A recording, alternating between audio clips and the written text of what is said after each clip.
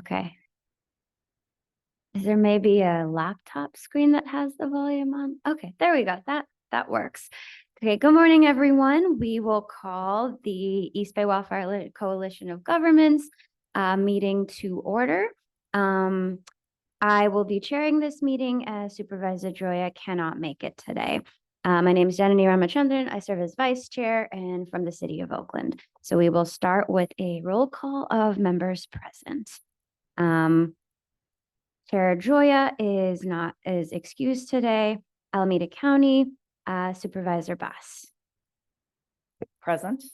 City of Berkeley, Councilmember O'Keefe is not able to make it today. She is excused. City of Oakland, Janani Ramachandran. City of Pinole, Councilmember Toms. I'm here. Perfect. And Councilmember Toms is noticed to appear via teleconference.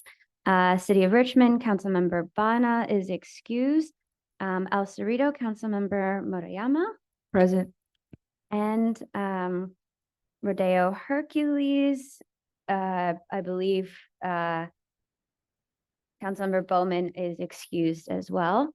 And City of Hercules. Alex Walker Griffin, present. Councilmember. Awesome. Okay, well, we will go ahead and get started with the chair's report. So there are two updates that Chair Joya wanted to communicate today, and that's first and foremost the fiscal agent.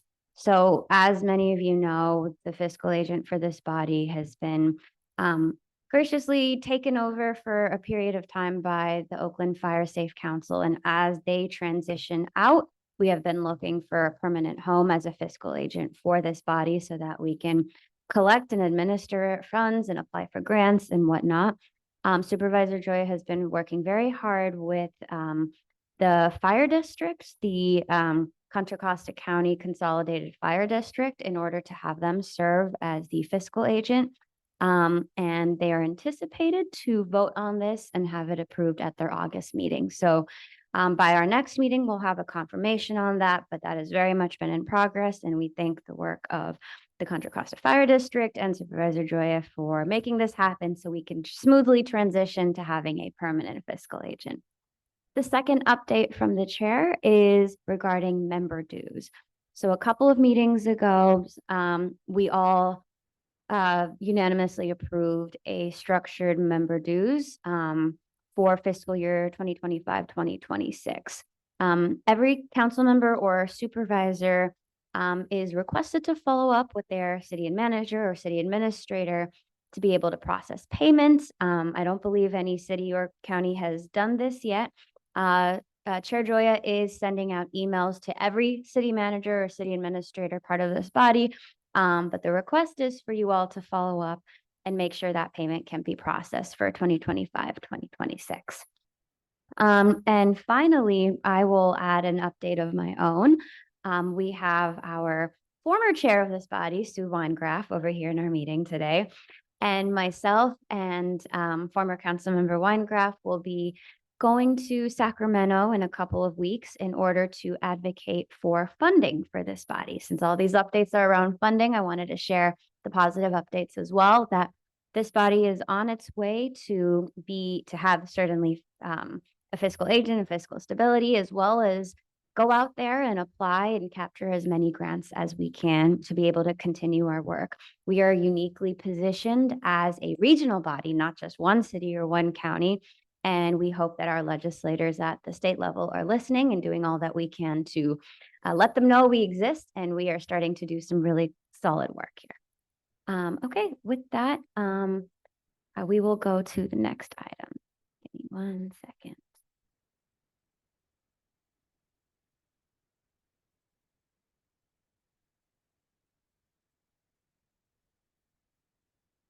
All right, so for our first presentation today. Vice Chair, Minutes. I'm sorry to interrupt. Yeah, minutes, please. Yes, thank you. All right, I switched the order of the chair's report and minutes. You have, the body here has minutes in front of them from the April 16th meeting. I will entertain a motion. Second. And is there any public comment on this item? Anyone here or on Zoom? Seeing none, we can call the roll. Well, we will vote by a majority of ayes and noes of members present. I think that'd be easier. All in favor? Aye. All opposed? All abstaining.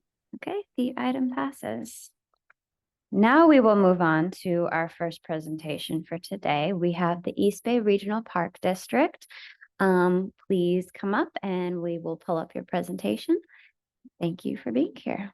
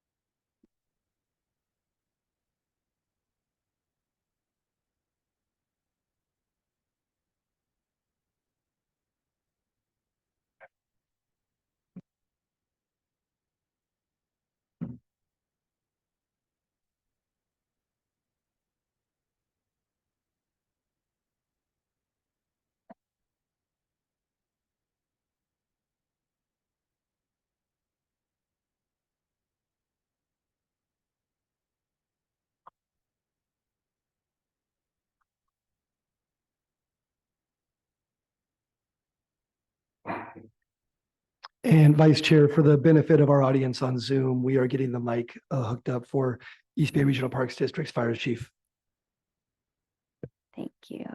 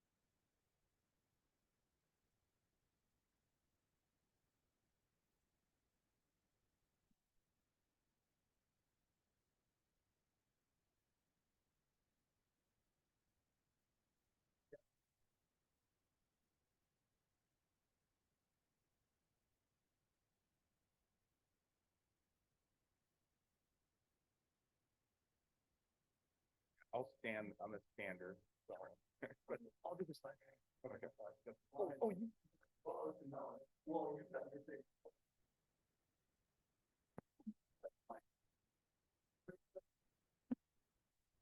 All right, we're gonna start from scratch. Good morning, my name is Kari Haley. Good morning, East Bay Wildfire Coalition of Governments. Got it. What would you like? Okay. And we'll probably need to turn that off. So, I feel like we're on TV right now, and this will be take 3. Action. Good morning. My name is Kari Haley. I'm the acting fire chief for East Bay Regional Park District Fire Department. I'm presenting this morning with the acting assistant fire chief, Patrick McIntyre. For those of you who are not aware, we are considered technical advisors of the coalition, but not currently members. And with that said, I'm very excited to show information of some of our challenges and successes that we've dealt with since 2020. Next slide, please. In 2020, we were dealing with one of the most serious challenges on Park District land. We were dealing with our tree die-off, where we had thousands of our trees dying off. So now we have dead standing trees throughout hundreds of acres of our parkland, not just Park District land, but all throughout our Northern California. And if you do research, you realize it was a worldwide incident affected by climate change. For us, it was a big challenge. We were already dealing with fuels mitigation, and all of a sudden now we have trees dying when we were already trying to do work. In the fire world, it would be an incident within an incident is what we were dealing with. And so now you have to establish a new plan and objective to deal with that new incident. Part of that plan was reaching out to partners, federal and state and local, also scientists from UC Berkeley, Garbarretto Labs. And those resources came out and analyzed our land, analyzed our trees. Short version, the trees were stressed from drought affected by climate change. When trees are stressed, their immune system is lowered. And in this circumstance, the natural pathogens and infestations that are already out there were able to be exacerbated and take a negative effect on these trees. Similar to people, if you're sick or you are stressed and have those type of challenges, your immune system is lower and you are more susceptible to diseases or to get sick. The scientists recommended that the treatment was to thin the forest, to remove the trees that were dead. And I'll use an analogy. If you think about trees as straws in the ground, and those straws are taking nutrients from the soil and water, but if you remove the trees that are sick, or you remove less straws, the trees that remain, or the straws that remain now have more nutrients from the soil and more water, as it gives those remaining trees to be healthier and thrive. So that's great. We have a treatment. So what we want to know is, how much is all this going to cost? Well, for us, just one park alone, we had an estimate of $40 million. And we have 126,000 acres. And that was a big challenge. Just to put that in perspective of our budget, not including our salaries, but just our flexible spending budget for fuels management, not including grants, hovers around 1.5 million per year. It changes depending on the fiscal year and what we're dealing with as an agency, but 40 million was not within our normal range. So we deliberately applied for as many grants as we could. Our team spent thousands of hours applying for these very complicated grants, and that work eventually paid off. Next slide, please. So to apply for grants, you need to have permitted land. And I know that this group is going through that process. There's CEQA permitting allows you to apply for state grants, and there's NEPA for federal. Well, fortunately for us, our original fuels plan, the 3,000 acres was CEQA certified and NEPA, so we could apply for both types of grants. Some of our best partners love to point out that our plan is old. And they're right, it is old. Just because it's old doesn't mean it's not good anymore. So let me explain about where they're right, that our plan is old, and where we can explain why it's still very robust. Our plan has recommended treatment areas, or what we like to call as RTAs. We're not treating every single parcel of our land, but we're strategically treating areas that are most highest risk. And in another slide, I'll show you some details of what that is. How I like to look at it is defensible space, but on a big macro level. If you're a homeowner and you own 2 acres of land, you're not required to do the entire 2 acres, but you are required to do 200 to 100 feet of that defensible space. For us as a park district, we're concentrating on 200 feet of certain parameters, and I'll go into some details a bit later, but our plan covers those areas. Now, where our plan is robust is that we have fuels prescriptions. And what that is, it tells us exactly the fuel type and what's existing there, and also the methods that we use to treat those areas. Those fuels prescriptions can be updated annually. So if a fuel type changes because of climate or whatever reason, fuel type has changed, we can adapt that through those fuels prescriptions. Now, where our closest partners were right. When we dealt with the tree die-off, we had trees dying outside of those permitted areas. So now we have a major fuel problem outside of the areas that are permitted. And if they're not permitted, you cannot get funding from these grants. And you can't even do work as a government agency.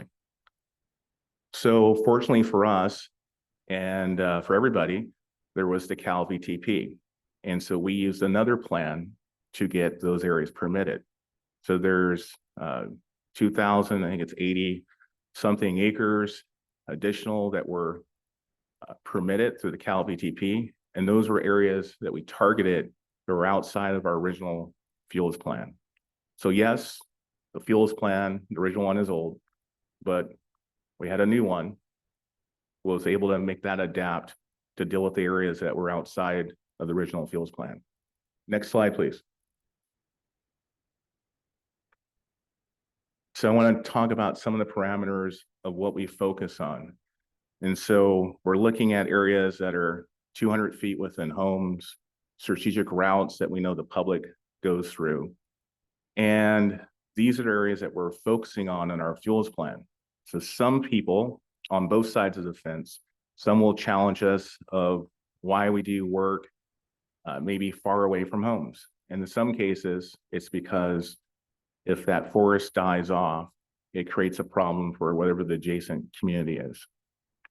In other circumstances, we have other people who are upset that that's all we're doing. And from their perspective, you're just concentrating near people's homes. What about this eucalyptus forest that is over here? Yeah, it's not near homes, but we want those trees gone.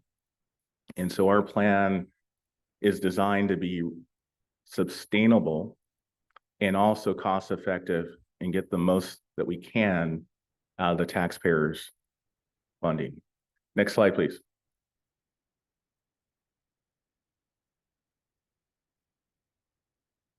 So a lot of our areas that are planned that we do work in are a lot of our hill parks. So within the ridge lines, typically you're talking Richmond and Berkeley and Oakland. And for this group, that's great because it benefits a lot of the agencies that are here. But in some areas, it's not great. Because if you're way out in East County, for example, or just you're in East County, some of our work that the fire department does is not affecting those areas. But why are we working in these areas? It's because those are the highest risk areas of all the district's land. So as landowners, we look at the highest priority areas. And for us, it's the areas that flow path of the Diablo winds. And that's going to be, from Castro Valley all the way out to Richmond. So that's where a lot of our work is concentrated on. Next slide, please. Funding. So when we were deliberately applying for grants, and how many grants? $32 million of grant applications. It's a lot of work. And some people advise not to do this. And some of the reasons were actually correct, but I knew our agency and I knew if what they were warning me about occurred, how to navigate around that. And what they were warning us about is if you apply for $32 million of grants, well, what's your plan if you get awarded $32 million of grants? Because you need people to get this work done. The money doesn't get the work done by itself. And if you don't have the people to do the work, and you have to give this money back because they always come with a timeline. Just like anything else. If you didn't do what you said you were going to do, that affects your reputation moving forward. We all of a sudden went from a budget year that was going to be a challenge, and we had roughly around $1.5 million to do fuels work. And then within a 3-month period, $10.9 million of funding showed up from these $32 million of grant applications. So all of a sudden that warning that somebody was telling me about, now it's time for Plan B. And so because we analyzed how much our fuels direction coordinators can do, and those are the positions that we have that work with contractors to get this work done, so the people. And we knew how much they could complete in 1 year, and so based off analyzing that, we knew that we didn't have enough people to get this work done. And so we were able to demonstrate with the district that we needed an additional position so that we could get this work done. And if we did not get this additional position, we were going to leave money on the table. And we did not want to do that. We wanted to use as much funding as possible so that we could get as much work done for our constituents. Fortunately, the district approved outside of the normal budget year. Typically, this would have been for next year, and we were able to get what we call an overhire, where they give you a position early in the budget year.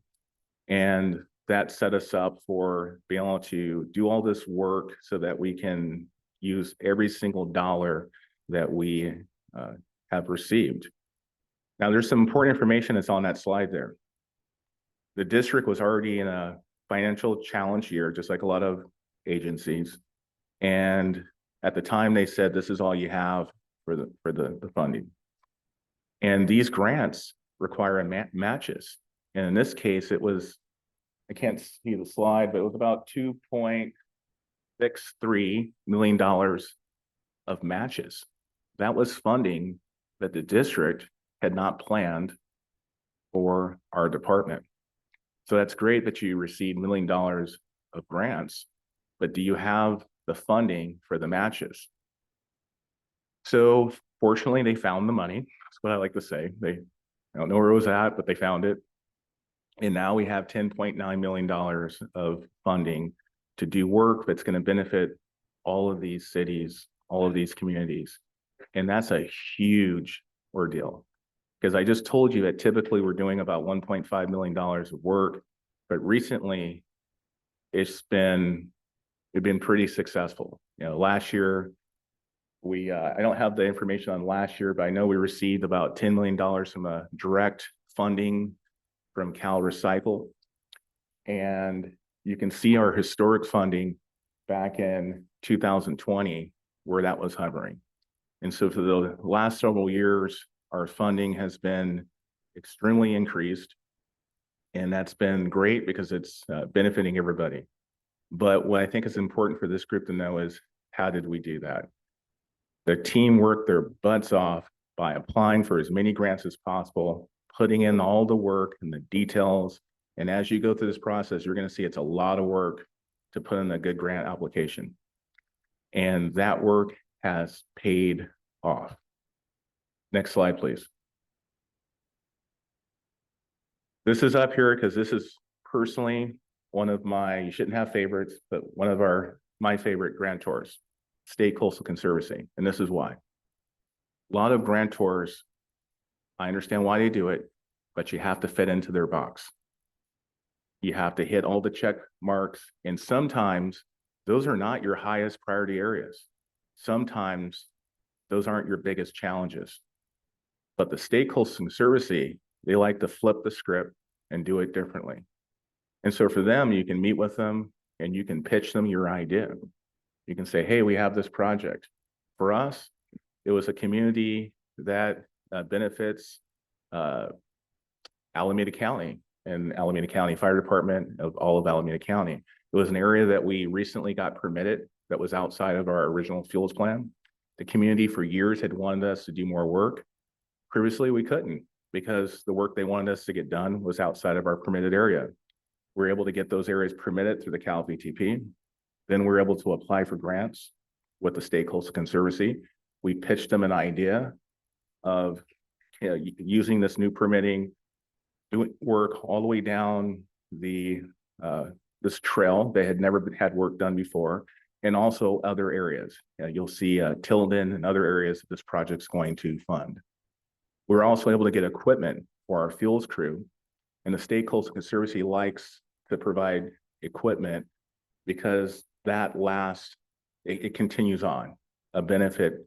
And so they feel that's a benefit for the funding because it will benefit multiple projects, multiple people.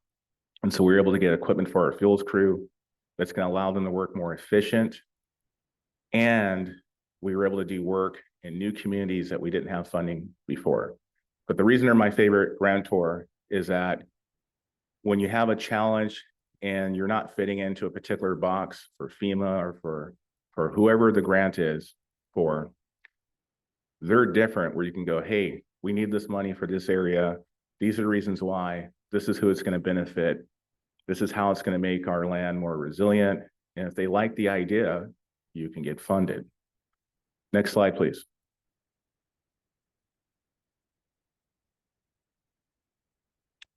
So we are part of the Hills Emergency Forum.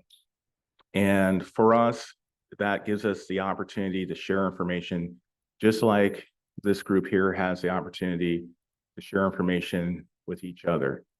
Just for some of you may not know, that was born out of the Oakland Hills fire, where agencies were not communicating as much as maybe they should be. And that group was formed so that we could do that work, and we meet monthly and exchange ideas and knowledge with one another. One of the benefits is that through that group, we're able to work together to benefit the community by doing one big grant application. So typically, let's say the Park District or East Bay Mud, we all have our fuels plans, and we're doing work in different areas. So the public will see, that's great that the Park District did their part over here, but what about that agency over there? The grass and trees are out of control. So the fire is just going to go there, and what's the purpose of it you did over here? So with this particular project, we're able to work together, do areas that are tied in together, focused around Grizzly Peak Boulevard. So the different landowners, which happen to be UC Berkeley, East Bay Mud, and the Park District, we're able to do our part of mitigating the fuels on our land. And in an area that is a very hot area for ignitions. There's a lot of starts that happen up on Grizzly Peak Boulevard, unfortunately. And then one of the more exciting things about this partnership was with the city of Berkeley and the Berkeley Fire Department. So that's great, but the landowners are doing their part. But what about the residents? Are they doing their zone zero? Are they doing their defensible space? And because we had a partner, UC Berkeley, they were able to use their funding to do the defensible space aspect for the community, to do roadside clearance. And so now you have landowners and cities working together to do the full picture, because it truly is everybody working together to deal with the fire mitigation challenge that we're all dealing with. Next slide, please. And I'm going to pass to Acting Assistant Fire Chief Patrick McIntyre. So you can talk, he's going to talk about fuels mitigation and quick fire suppression.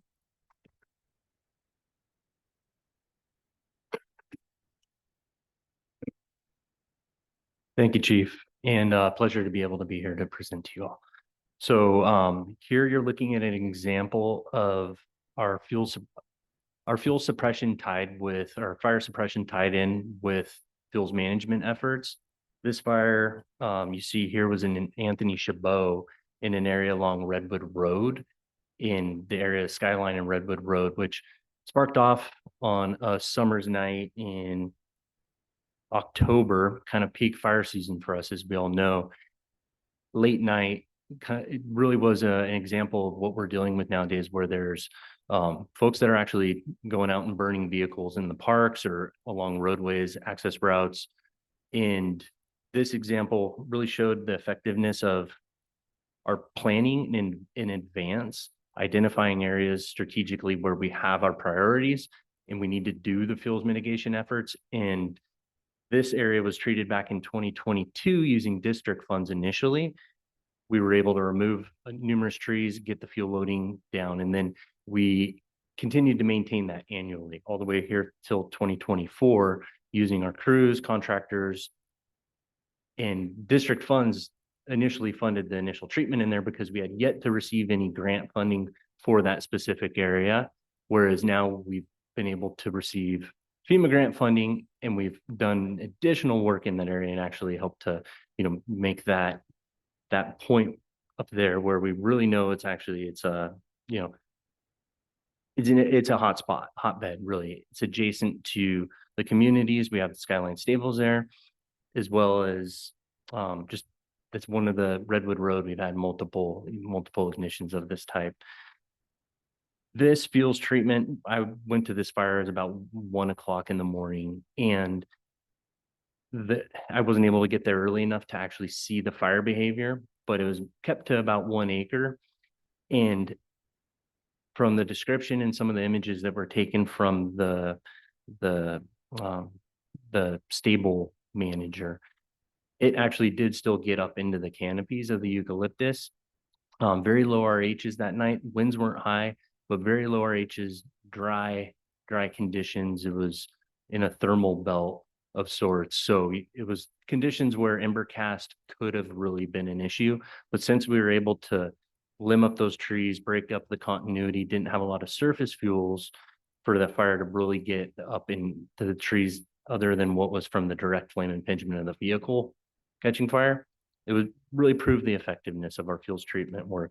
And there's many more examples of this. This is just one really good highlight. Next slide, please. Projects that we've recently completed and are in progress. So I want to just speak to our fuels crew. The Diablo fuels crew is now 5 years in. It consists of 1 captain, 1 lieutenant, 2 fuels crew leads, and 12 fuels crew members. They have become an invaluable resource for us as far as our fuels management, planning, and implementation.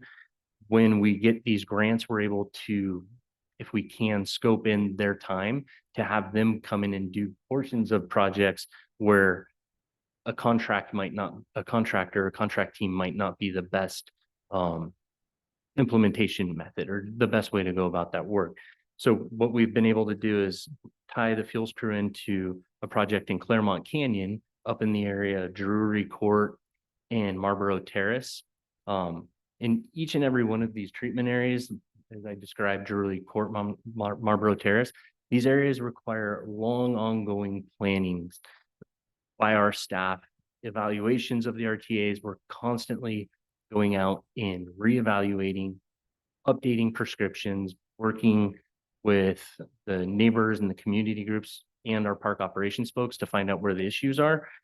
But Claremont Canyon, up in that area, we'd been doing fuels treatment utilizing California Conservation Corps crews.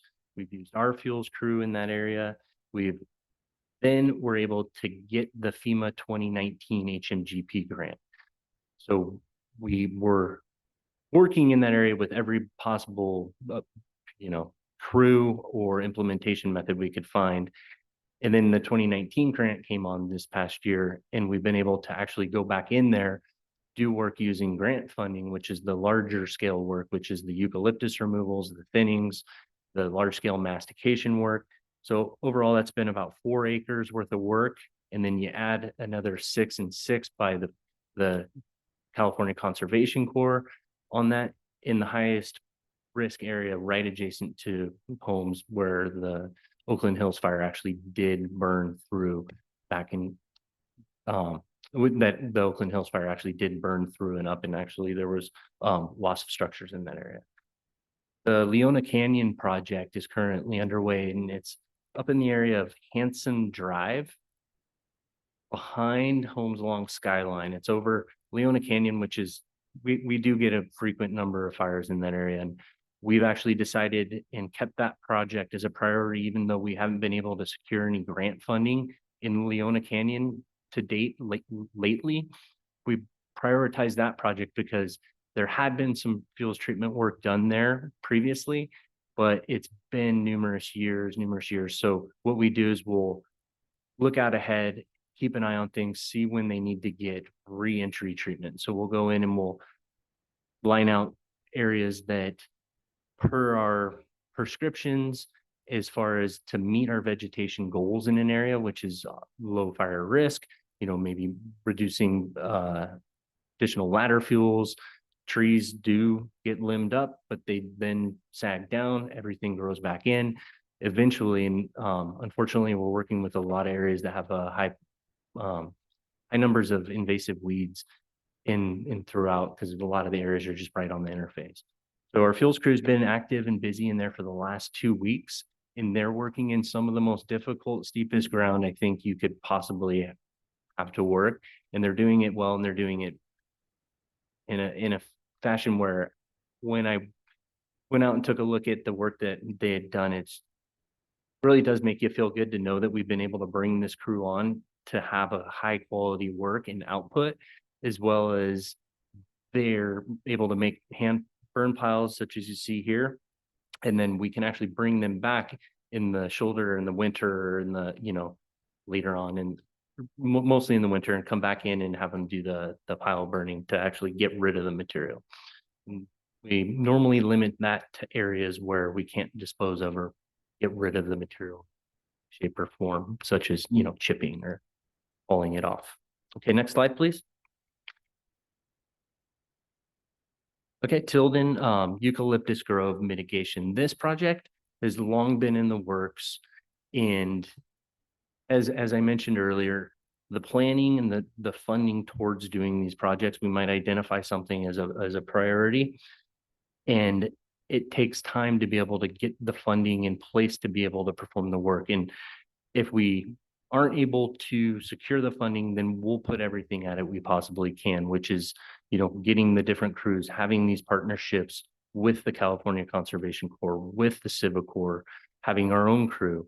The Tilden Eucalyptus Grove that surrounds the Tilden Nature Area, Loop Road, it's about a 67-acre recommended treatment area, high density eucalyptus that really has not had much treatment as far as vegetation management since the initial, planting by the Henry Havens probably back in the day. But so we've kept that as a priority in an area that we keep looking towards seeking funding for. We were able to secure funds in 2019 from the Coastal Conservancy to do a portion of that Loop Road area and secure that evacuation route, as well as take out any trees that had potential for failure as well, and to do an initial hit just in from the road's edge. Long-term, knowing that we needed to do more.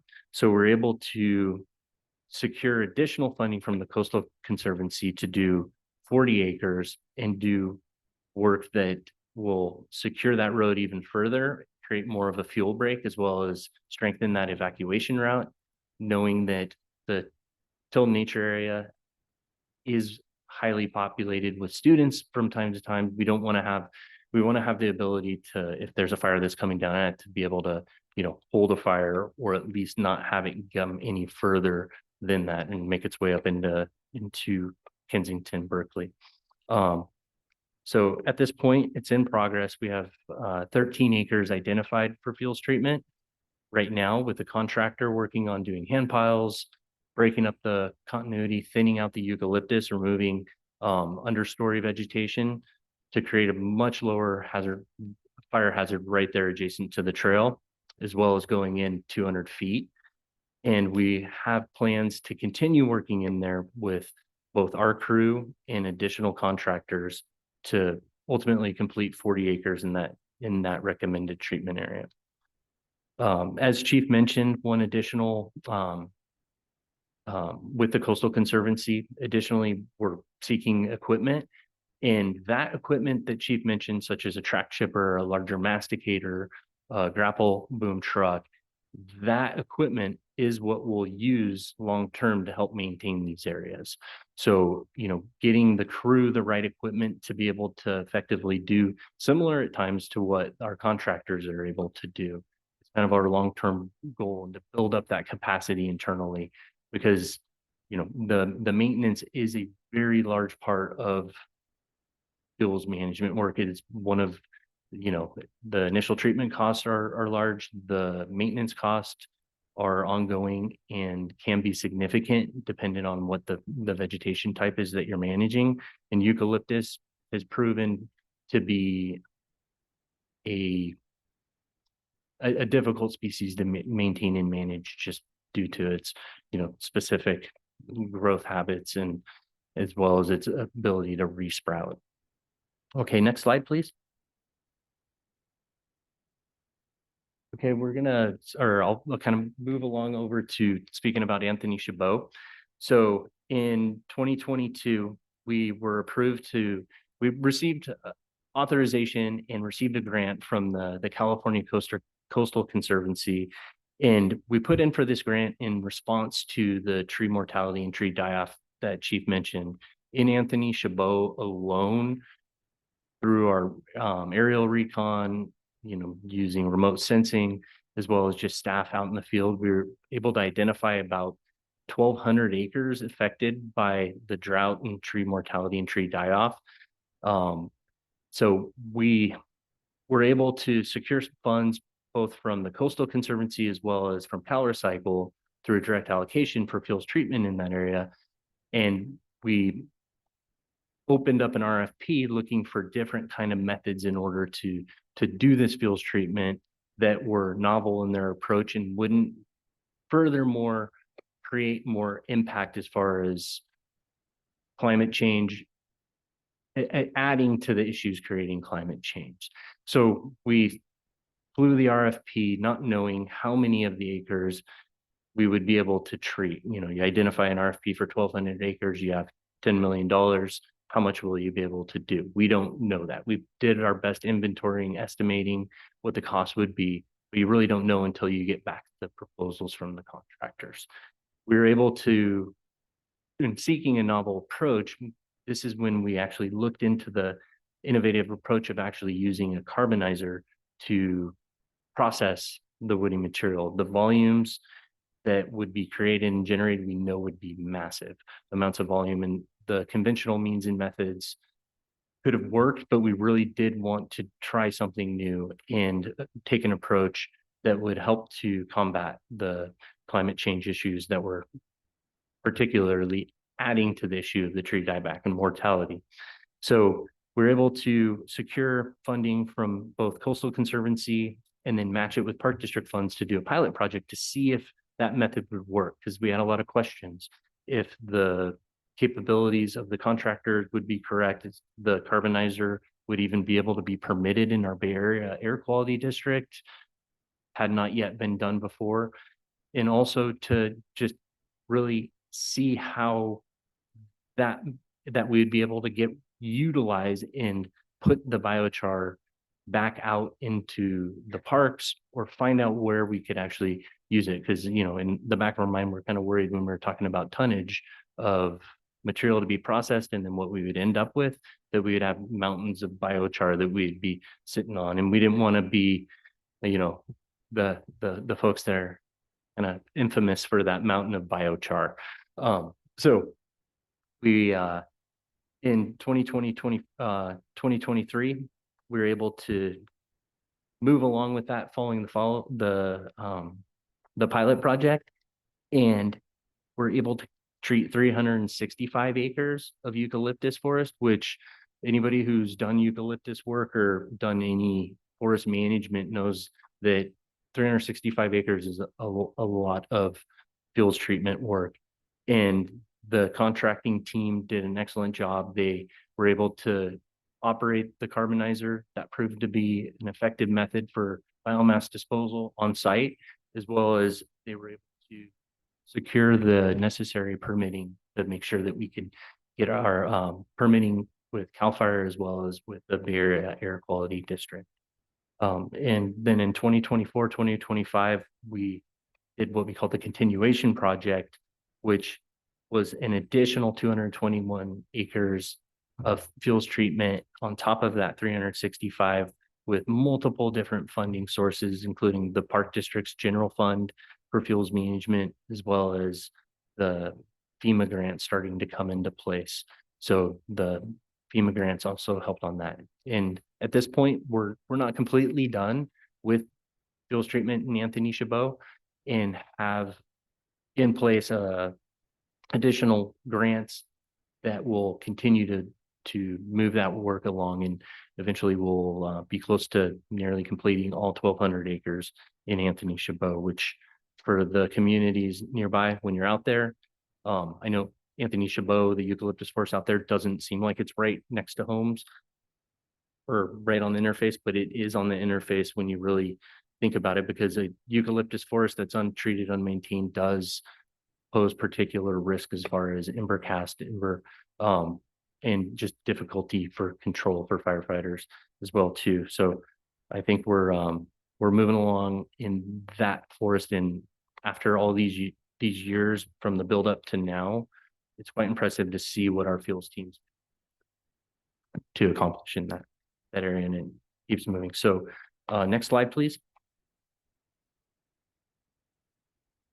Okay, so what we've learned overall, this here's a picture of the work underway out in Anthony Chabot, large scale masticators, processing the material that is to be left on site. Larger logs were hauled off and forwarded over to the carbonizer where they were processed. It was really interesting to see, and we really like to share this information with other folks doing fuels treatment, especially eucalyptus management. But we're overall able to process 80 tons a day of eucalyptus of varying diameters in a 12-hour shift running the carbonizer. One additional thing that we learned as well too is if we create and get that good working relationship with barrier air quality, they were actually allowing us to operate the carbonizer 24 hours a day, as long as atmospheric conditions are acceptable to do so. And 170 tons every 24-hour shift. And for those that you might not be really thinking about log volumes or be that up on that, that's a lot of material, and that then is converted over into biochar, which is a actual about 90% reduction in biomass after it's been carbonized through the carbonator. So the material goes into the carbonizer, comes out as biochar. That altogether is a large reduction in just biomass, and ultimately you're able to sequester that carbon as well too. One thing we like to speak as of a success with that project is, if there is a fire in there, all that carbon is going to get released into the atmosphere as well too, where when we did the fuels treatment, we were able to remove those trees, come out with a lower fire risk eucalyptus forest, as well as promoting a native understory that eventually will come in through attrition, and we should hopefully have eventually, speaking in forestry and like management terms, that we're looking towards more of a over time that the eucalyptus will eventually be gone, and we'll be able to have native vegetation and lower fire risk. But we're able to convert all of that material over into biochar that was processed, and some did stay on site, as you see here, that was masticated in place. And for us, this was the largest fuels treatment project that we'd taken on, and we did learn quite a bit as far as what treatment at scale can achieve, which for us, it really does help to keep the cost down for our fuels treatment, and can help to, it helps to expand and build the capacity regionally for large scale fuels treatment projects as such. Next slide, please. So here's an image of the carbonizer in Prague at work. We ran this out at the Anthony Chabot marksmanship range. Turned out to be a pretty much an excellent site for operating the carbonizer, because we were able to get the defensible space in place, and the way the winds flow through that area, really we didn't have much in the way of smoke impacts in minimal days of actual shutdowns, because to stay within prescription as far as surface winds. So as you see there, the operation definitely was no simple operation. It took a lot of work and planning from both our contract team as well as our park staff, or as well as our fuels management staff. But ultimately, it proved to be a success. So if there's anybody that's interested in learning more about the carbonizer, we'd be glad to, share what information we have. Ultimately, it kept us from having to have trucks hauling log trucks hauling the woody material pulled out, the biomass all the way to cogen, which that's probably what would have happened. Some of the proposals were to take it off to Tracy for either Tracy for cogen or up north over in the Sacramento Valley. So we kept all those trucks off the roadways. And next slide, please. So as I mentioned, there was multiple different funding sources that were used for the Anthony Chabot project. State Coastal Conservancy to start to help us get it off the ground with the pilot project. As part of that pilot project as well too, we're able to have them help fund a biochar utilization report that helps get us informed whether or not we'd be able to utilize the biochar on district land. One of the conditions of the grant or of the CalRecycle funding was that the biochar be used on district land. So as I mentioned before, we didn't want to be stuck with a large amount of biochar waste, biochar that we weren't able to utilize on district land.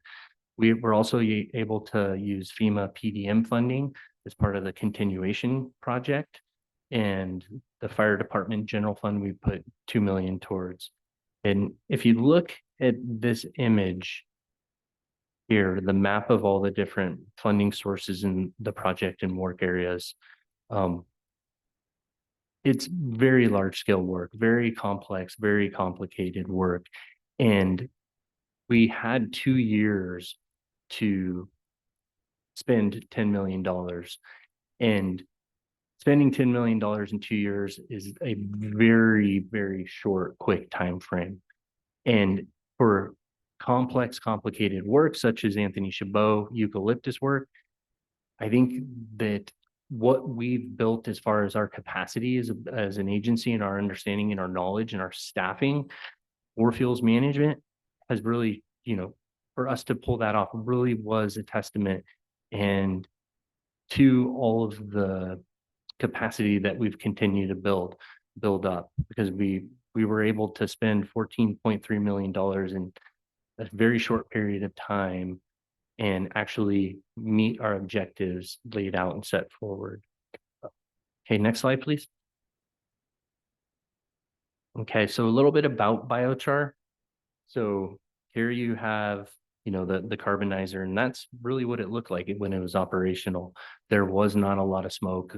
The way this functions, there's an air curtain that is blown over by a high-powered diesel fan that really helps to keep it really does pyrolyze for pyrolysis. So it's burning it, I think it's like 1700 degrees, and in a high oxygen rich environment. So that's how you create biochar, and then it's wet, cooled down, and staged, and then taken off to other location. So biochar itself it's a form of charcoal produced from organic matter such as wood. You can make biochar out of other materials, but turns out that eucalyptus creates great biochar, we found out, as far as the structure and as a product for agricultural purposes, and brought back into the land for erosion control, plant restoration projects, and just the structure of biochar itself. It's just pure carbon, and it's highly porous. So the structure left over the structure is really high porous and very, very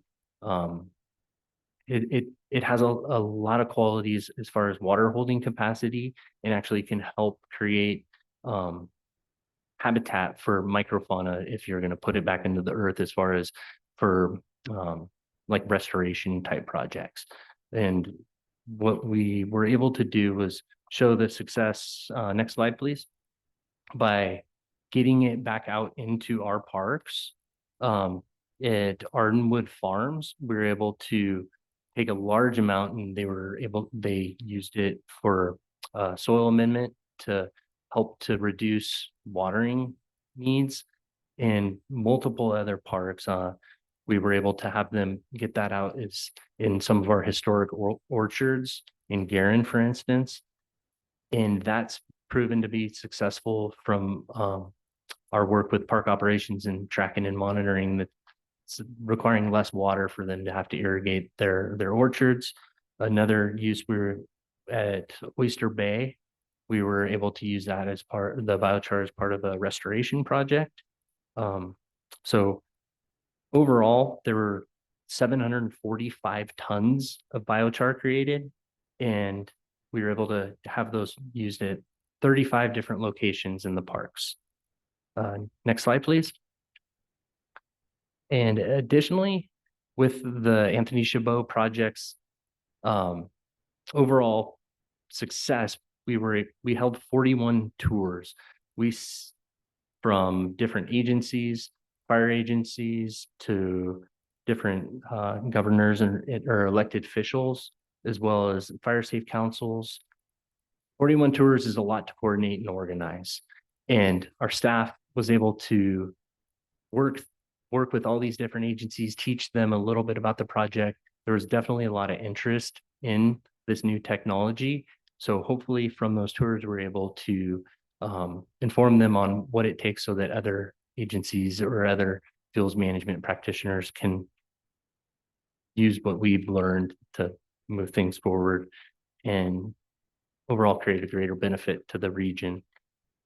And I'll pass it over to Chief Haley for final comments. Next slide. Next slide, please. All right, so we just wanted to end this by talking about two things. One, our fuels management work is based off a prescription, but also it's a style of work. I'm a chief of a park district, and we have multiple objectives, not just mitigating fuels. We also have the objective of enhancing our land and making sure it's wildfire resilient. We are the protectors of that land for the public. And sometimes those objectives compete with one another, which makes it so that we have a different style of fuels management versus if I was a municipal fire chief and I had one objective, mitigate hazardous fuels. So for us, you'll still see trees, you'll still see brush in certain areas. And some people are like, why is there a brush there? And they don't realize that's habitat. And we're trying to keep our ecosystem in balance, because when it's not, you end up in situations like we dealt with the tree die-off. So our work is geared to keep flame length below 8 feet.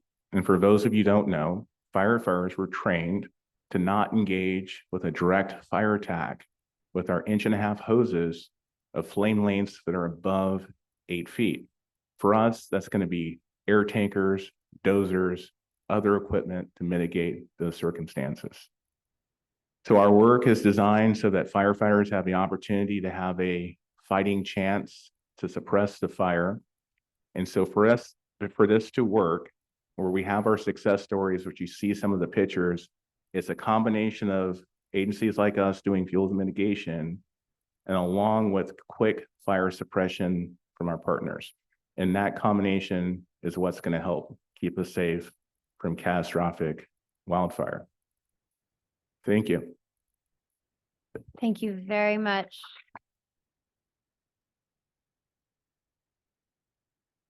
For that very comprehensive, in-depth presentation. I learned a lot. I wanted to open it up to my colleagues for comments and questions. Yes, Councilmember. No questions, gentlemen, but thank you for the presentation, really in depth, just as Madam Chair mentioned it, and really exciting to see this and see that the district is being not only proactive, but really addressing the needs of what's here. It's unfortunate that climate change has really changed so much of our day-to-day world, but it's also amazing to see that your organization is taking charge to make sure that we can still operate safely. So thank you. I just wanted to say thank you for the presentation. It was very informative and great to see the grant money, great to see the new technology and learning about biochar and how all of that goes back into the environment. I guess one question is whether you have any thoughts for how this coalition of governments might be able to partner even more with East Bay Parks District. Once the coalition starts to have projects, and if there are projects that are adjacent to our land or areas that we can be partners, those are opportunities for us to work together. Besides us being a technical advisor, I know everyone in this room knows, but now grantors really like to see partnership, which is great that you've gathered together as one coalition. And grantors like to see the money affect as many people as possible and have a big impact. And so if there's opportunity that where it makes sense because it's adjacent to our land, those are opportunities.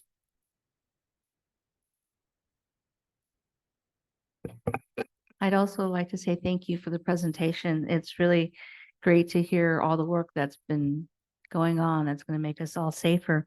I was wondering if, you mentioned that the grants are written by, you guys write your own grants. Do you also work with grant writers? And, kind of how effective has that been?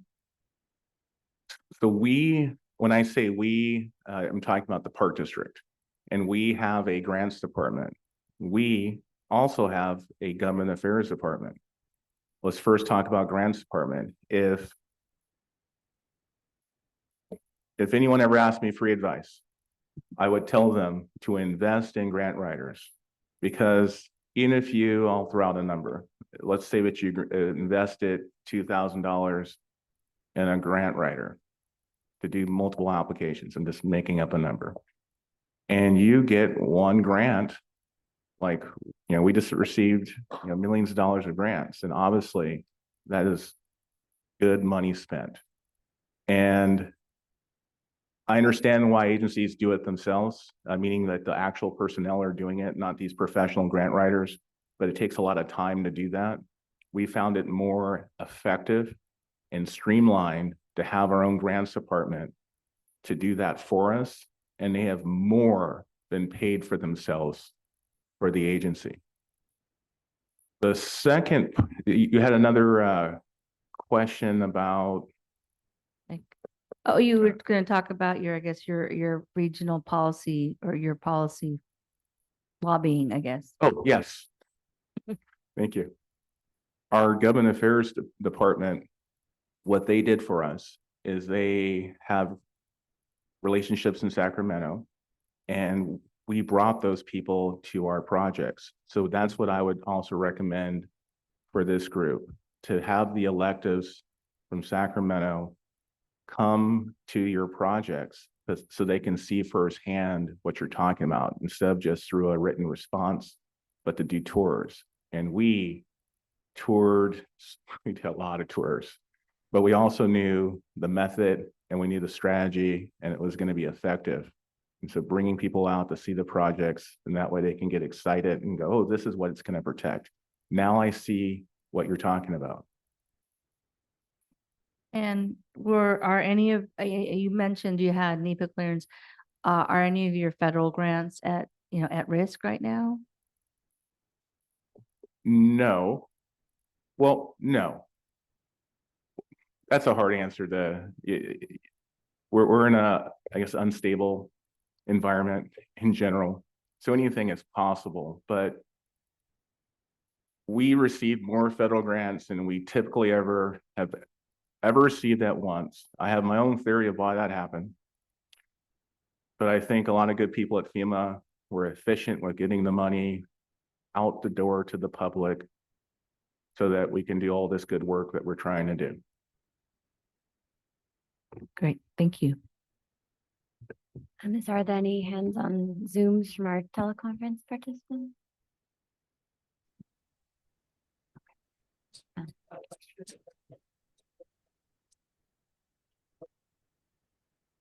Okay, we can call on them.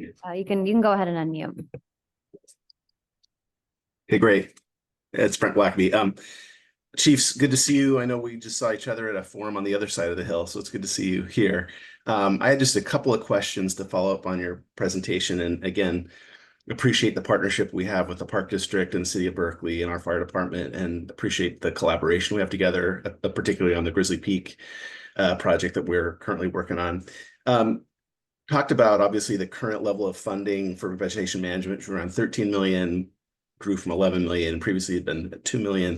Do you guys have a kind of a goal for what you want to be at and kind of an annual kind of go forward budget? What do you think is a sustainable level if you had your preference? Kind of where would you shoot for go forward?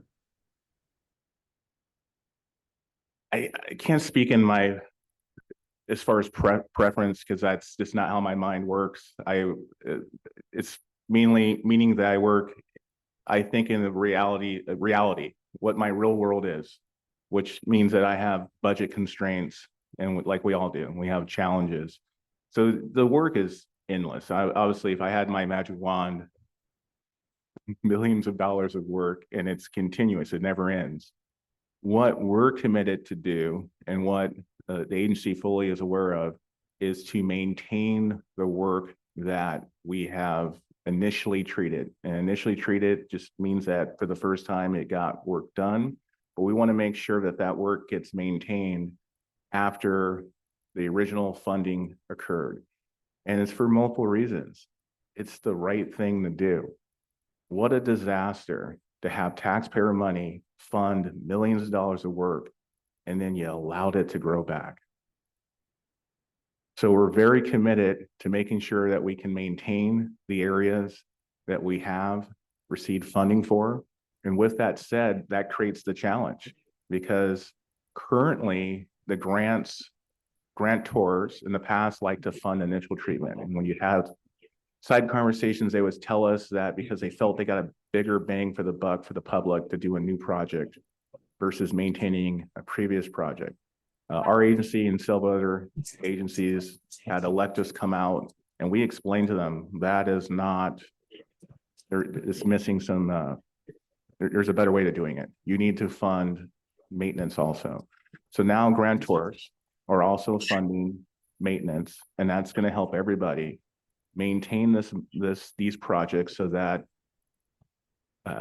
we can be efficient with taxpayer money. With that said, we're pretty close to our max currently right now.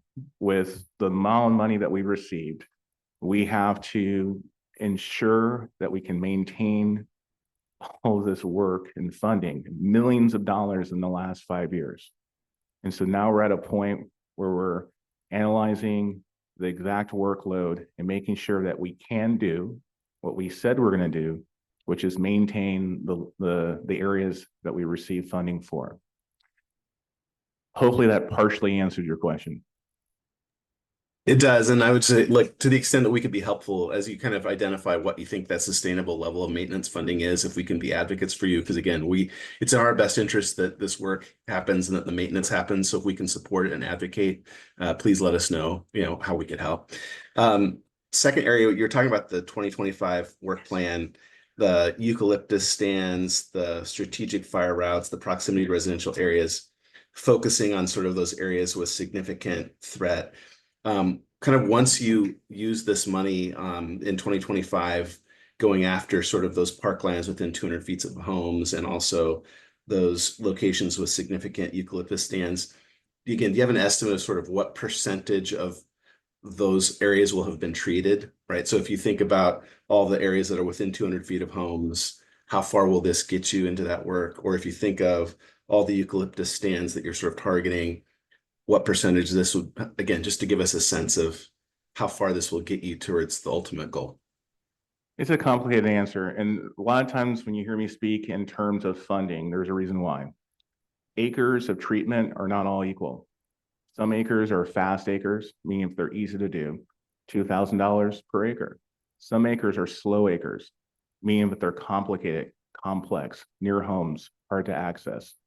$40,000 per acre.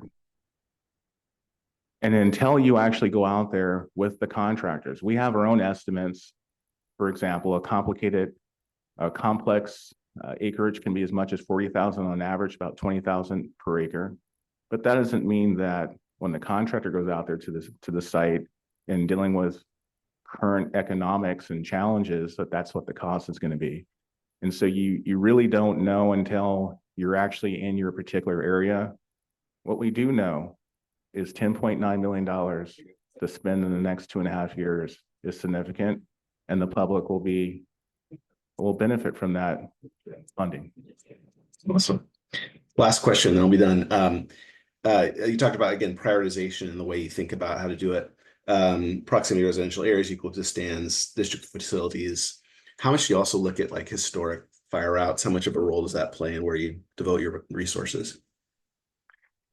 It plays a lot. We, just so people know, we have an internal meeting several internal meetings, but internal meetings that are ran like an EOC, dealing with fuels management, where we're analyzing our current areas, looking at our current fire risk, and seeing what our current challenges are, making sure that our trails can be accessible, and where they're not, finding ways to mitigate those challenges. Because of our vast amount of our land, there's just a lot. It's a very complex operation that we're dealing with. And so we see this as an emergency, and we are meeting weekly at the highest executive level, focused on fuels management as an agency, so that not just the strategic routes and 200 feet from homes, but new areas can be mitigated, so we can always stay on top of what our latest challenge is. Great. Thank you. And I just want to say thank you again for all the work you guys are doing. This is extremely important to my constituents. We abut the Tilden Park immediately to the west, as you know. And so and there's a lot of questions we get. So to the extent we can also continue to communicate the good work you're doing and give people confidence that you guys are focused on all of these important target areas, please just help us communicate so we can also make sure we can inform the public of all the work you're doing. So thank you again for your work and for your collaboration. Absolutely. And just know we will be working with Chief Sprague to provide detailed maps of areas where work is happening. Berkeley is definitely a big winner of all this work.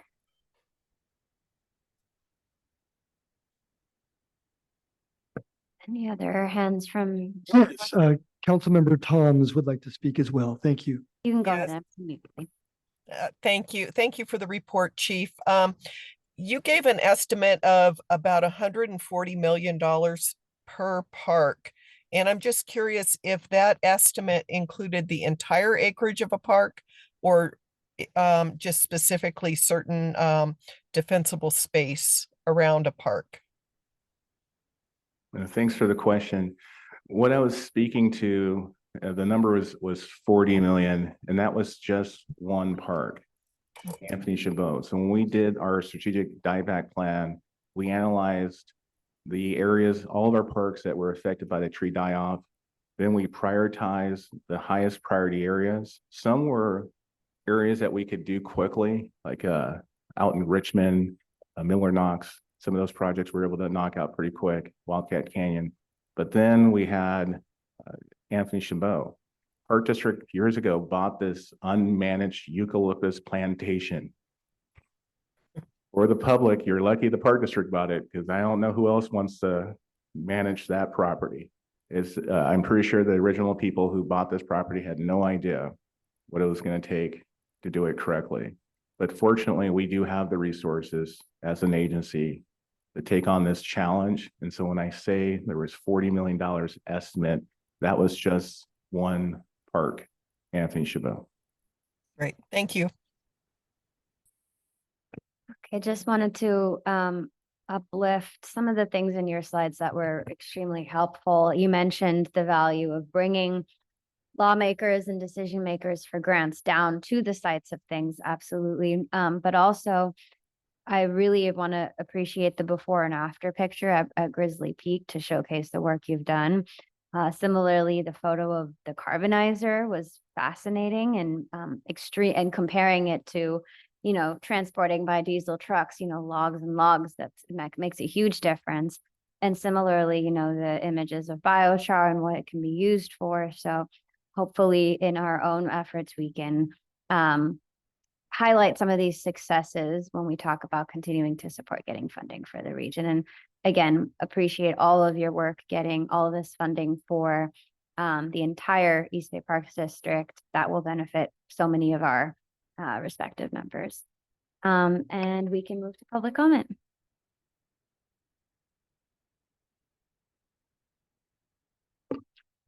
Please. Do we have any public comment? I see no one on Zoom, but you can raise your hand if you'd like. Thank you. For those in the room, you can walk up to the podium and make your comments. We will have up to 2 minutes per speaker. All right, thank you. And thank you, Chiefs, for the great presentation. So 2 comments. This is a terrific example of one of the 3 strategies that must be pursued in the urban area. And we all know this: widespread adoption of defensible space in the residencies in the cities, widespread adoption of home hardening in the residencies in the city. The fire departments are working on that. Ember in Berkeley is focused on the defensible space.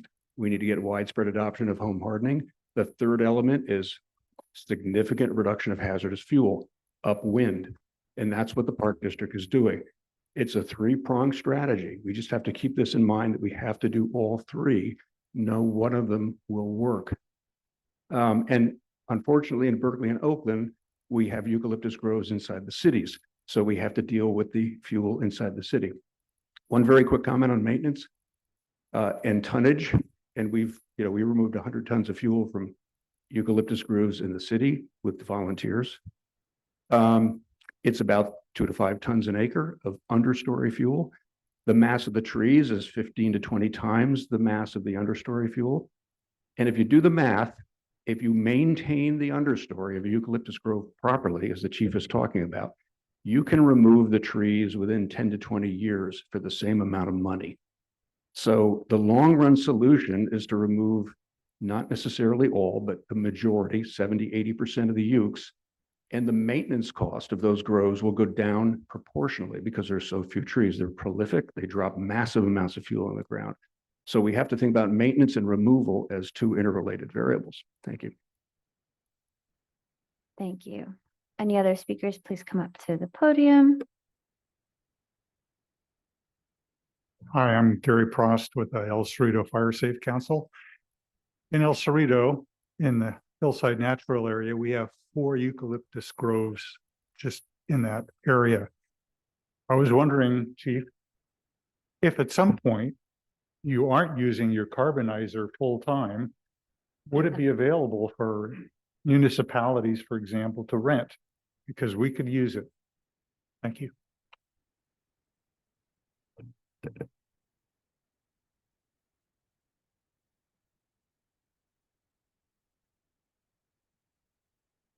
Okay, are there any Zoom speakers with their hands raised?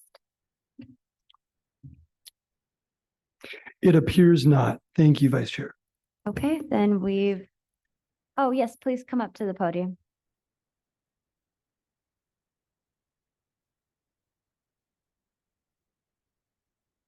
Thank you very much for all your good work. It's a very complicated and it's very successful. Who knew when you went through the Fire Academy a few years ago that you'd become an agricultural scientist? 2 questions.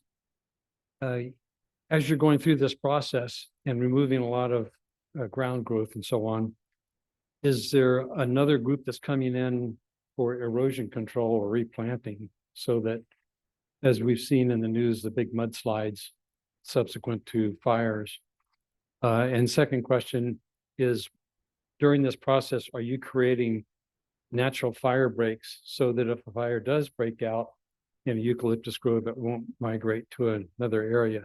Not just, it would be nice if you had fire roads, but fire roads don't help when you're out there with an 1.5 line fighting a forest fire. Aerial drops. So 2 questions.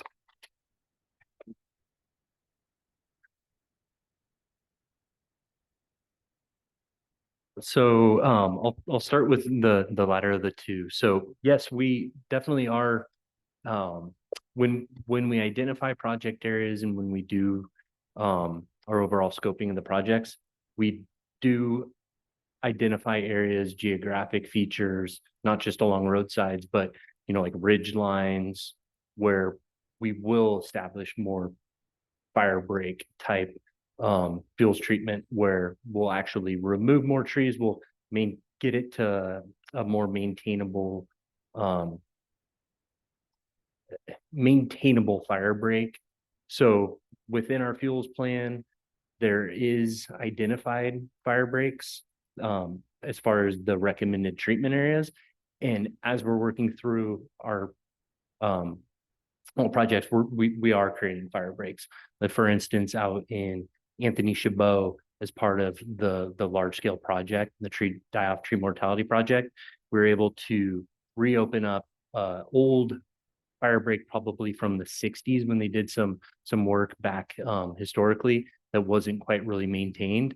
So we reopened that up as a fire break, which strategically from efforts for fire as well as capabilities for suppression, air resources, would hopefully be able to keep a fire in one eucalyptus forest from moving over into another adjacent stand. And same goes for along Grizzly Peak Boulevard, or excuse me, Grizzly Peak. Grizzly Peak Boulevard is a road and a fire break combined, but Nimitz Way Trail over and along Tilden Park, we're working with MOFD Fire for a grant application for the CAL FIRE prevention for this go around to hopefully be able to maintain work that was done from the North Orinda Shaded Fuel Break project, as well as to build up upon that and create more of a fire break one ridge out from the near ridge to Berkeley. And your first question was, make sure erosion control. Yes, so part of identifying and doing work is fuels management. There definitely is going to be some disturbance level when you're removing trees, removing vegetation, performing mastication, the different crew work. So what we try to do is minimize ground disturbance impacts by utilizing the right resource given the soil type, vegetation type, slope steepness. But ultimately there are locations and areas where erosion can and does become an issue. So we work directly with our stewardship folks, we work with our contractors, as well as our fuels reduction coordinators and staff. They're very intelligent folks. We're blessed with a wonderful staff that does have the ability to identify potential issues and do the immediate mitigation efforts with the contractors at hand. We have that written into our contracts that if there is a significant level of disturbance that can pose an erosion issue, we'll have the contractors come back in and do what's necessary. And if not caught then we will, with our own staff and our fuels crew, will have them come out and do erosion control measures. As far as replanting, we've been working with the regional park stewardship folks on coming up with revegetation plans for specific areas, but revegetation planning that is for low fire hazard, low risk. We don't want to go back into an area that we removed, if we're trying to get the brush out of there, we're not going to go back in and plant more brush, where we've had Baccaris recruitment, say, or conversion by lack of fire. So we're looking at, different species, different planting palettes to go back in for both erosion control as well as to promote a shaded fuel break in an area where there is no shade, and the plan is to reestablish, say, an Oak Bay hardwood forest. We work with our stewardship folks on that, as well as when we do have erosion issues or concerns, we were able to utilize the biochar in some areas because it is very helpful for erosion control. given its. I apologize. What? We have, if there are follow-ups individually, if you don't mind speaking one-on-one, we only have an hour and 20 minutes left, so we have to get through otherwise, but I want to give a big thank you to the East Bay Regional Parks, for all of your work, a very comprehensive presentation, and, no action on this item. We will move on to item 5. Discussion of Zone 0 strategies and a presentation from Oakland Fire. Chief Covington, please come up and we will pull up your slides.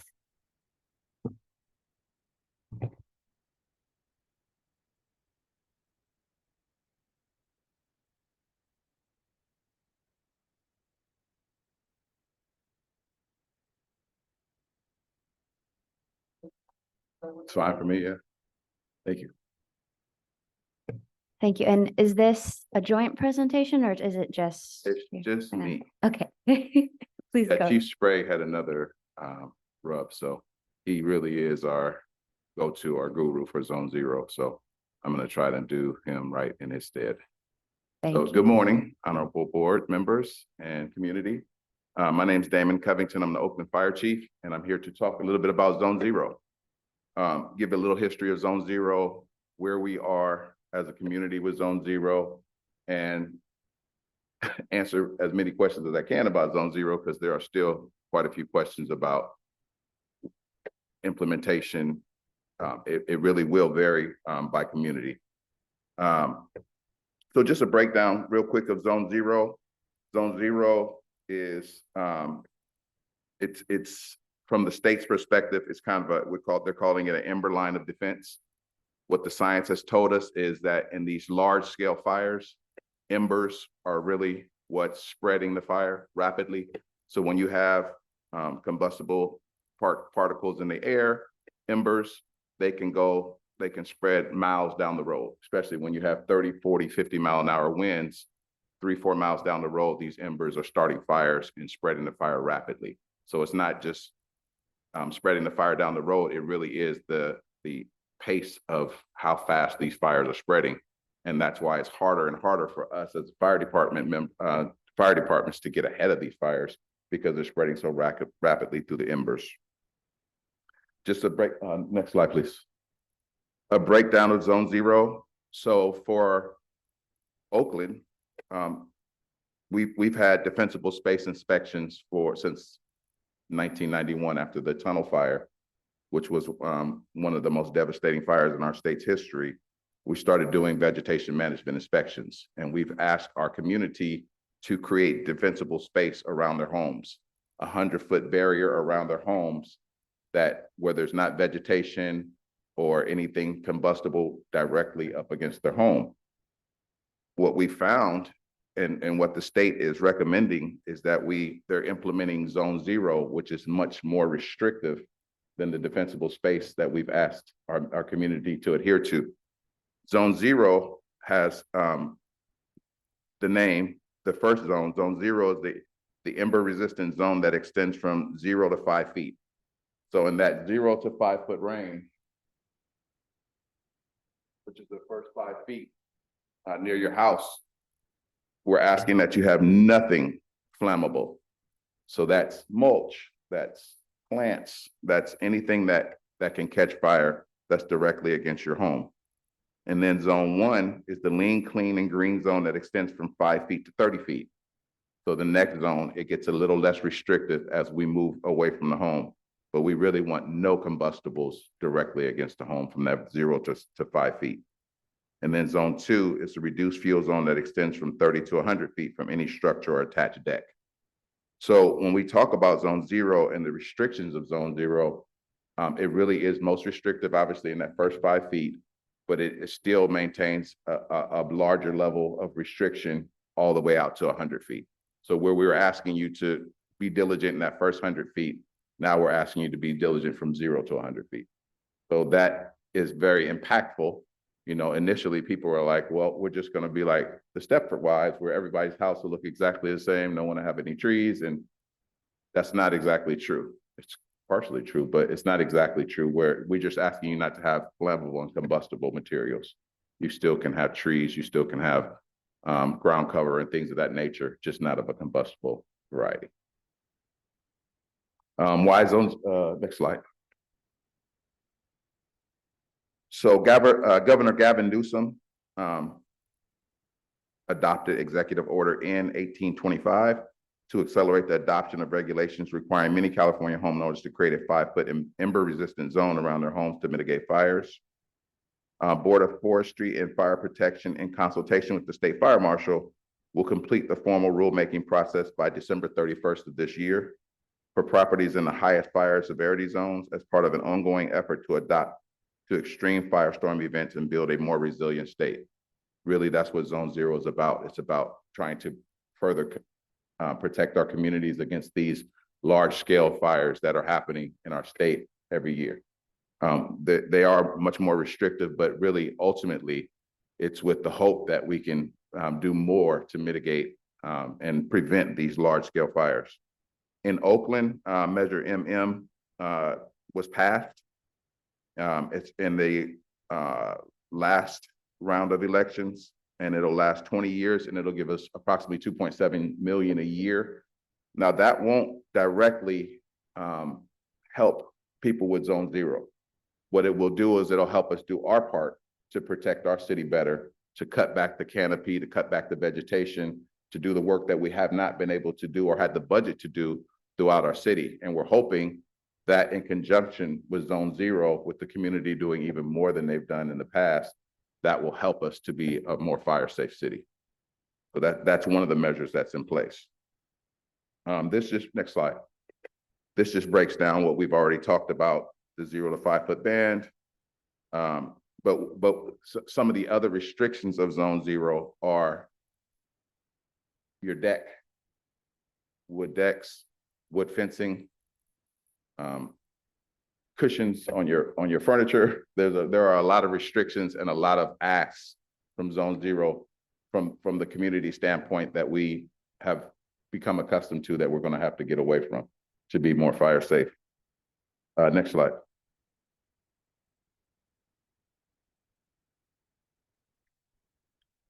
So these are some of the recommended steps for homeowners that we kind of covered a little bit. Remove all branches within 10 feet of any chimney or stovepipe outlet, and all branches that are within 6 vertical feet of the roof. This is very similar to what we're asking of our community currently. When we do our vegetation management in Oakland, our frontline fire engines and our Fire Prevention Bureau perform over 25,000 residential inspections annually. We have a very large high fire severity zone and ultra high fire severity zone within our city. And we do individual homes every year. So from May to July or August, we're out every day performing residential inspections. And so, but we're gonna go even further with that when we start with Zone Zero. And fortunately, we're not starting today, but it is definitely coming down the pipe. Second, replace combustible landscaping with non-combustible alternatives such as gravel, rock, stone pavers, cement, or well-maintained, low-growing, fire-resistant plants. So that's what we're asking you to do, from ground cover, from that 0 to 5 feet, nothing that's combustible. Remove all combustible materials within 5 feet of the structure and attach decks. This includes dry vegetation, mulch, bark, and wooden fences, in addition to any Monterey pines or eucalyptus. As you know, those are highly flammable. They're beautiful, but they're too dangerous to have near our home. And they seem to be everywhere. Regularly clean and maintain gutters, roofs, and decks to prevent accumulation of leaves, needles, dead vegetation, and other debris. Remove or cut grass and weeds to a height less than 3 inches or less. And trim trees to create 6 feet of vertical spacing between branches and the ground. These are just some of the recommendations that Zone Zero is implementing. Next slide.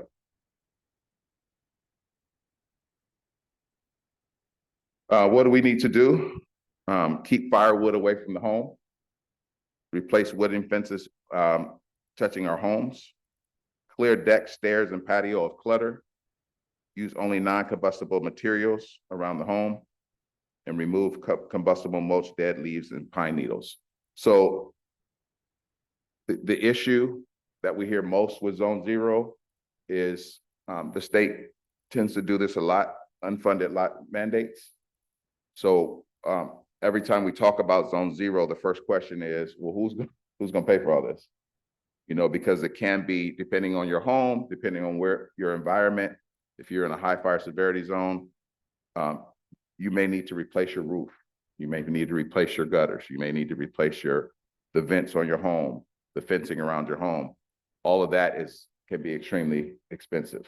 And we have not identified from a state level or a city level or local level, what are we going to do for our community to help them, to assist them to pay for these upgrades?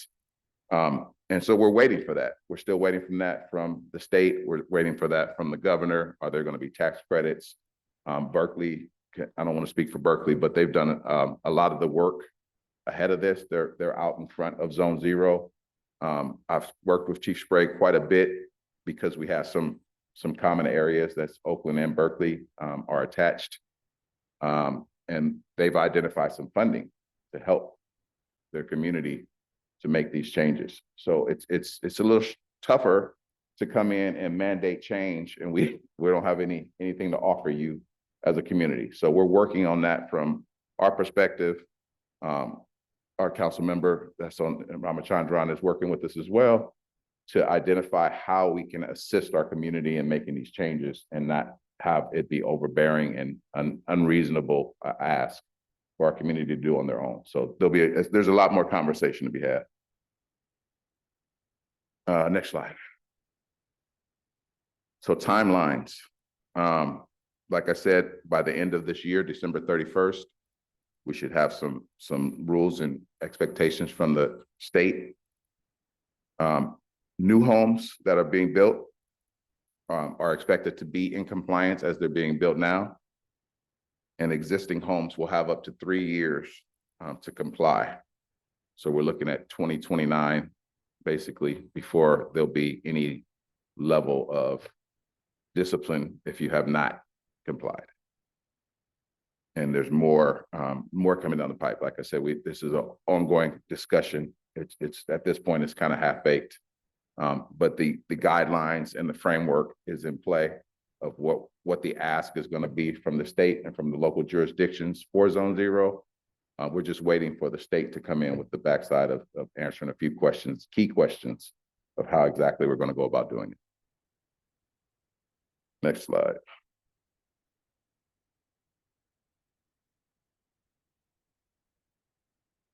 What does this mean? What does Zone Zero mean? So for local jurisdictions, it's going to be a refocus on how we do our inspections, how we go about doing our inspections. It's going to be a lot of educational outreach to help our communities understand what Zone Zero is, what the reasoning is for the Zone Zero, and how we can be in compliance and what the benefits are for our community for Zone Zero to make us more fire safe. We're going to need additional inspectors and community training.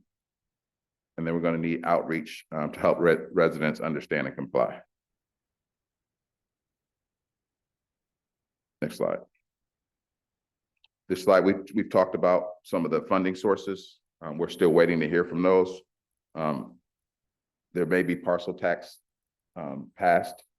Each city is going to, hopefully there's some state funding coming, but each city is going to kind of be on their own to help their community figure out ways to pay for the upgrades that need to happen, because there's no way we can implement Zone Zero by you just cutting your grass and removing trees. There's going to have to be additional augmentations to your environment, to the community for one, from our perspective, from the fire department's perspective, but also for each individual residence, there's going to need to be additional hardening of your home.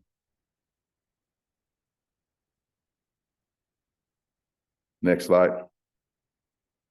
How residents can help. We can start now. We can start by getting Zone 1 or Zone Zero started. That's first 0 to 5 feet. You know, the first step, I think, is coming to grips with this is happening. I'm going to have to remove some of my plants and my trees from my home.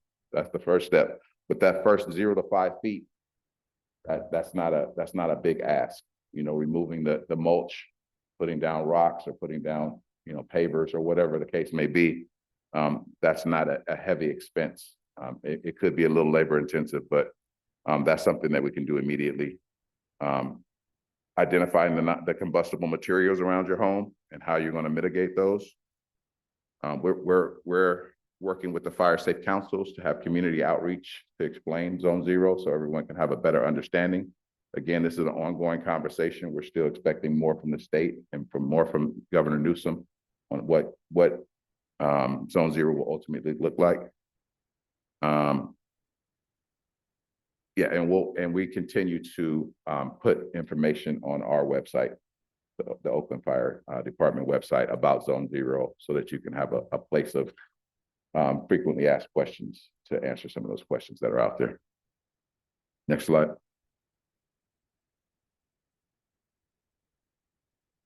Equity and costs. One of the biggest questions I get about Zone Zero is why are we being penalized? You know, because these are Zone Zero is only effective in the high fire and ultra high fire severity zones. There are people that throughout the community who won't have to do anything. They'll just have to continue to do their defensible space work to make sure that they've cleared their area, but others will have to do Zone Zero, which is a lot more extensive. So we have to do a lot more at community outreach to help people understand who's being impacted and why. Next slide. Stay informed and connected.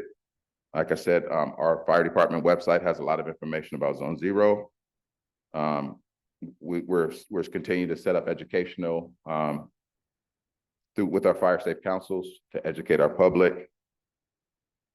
AC Alerts and Genesis Connect. That's a county-wide initiative. Last time we had a count, we had about 60,000 people, Oakland residents, on AC Alerts. AC Alerts is it's an app that you can get that alerts you to anything for Alameda County. Obviously, there's Contra Costa County too. For Alameda County, it alerts you to anything that's going on in the county, any type of natural disaster, fire, earthquake. It's an easy way to stay connected. And Genesis Protect is another app that tells you what your evacuation zone is for the city of Oakland.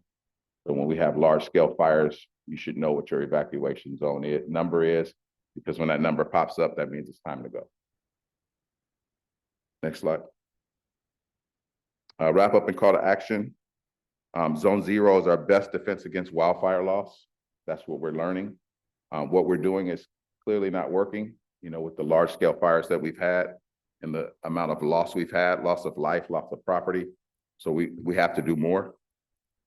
This is a way to protect your home and property against these large scale fires and ensure that our neighborhoods are fire ready and disaster prepared.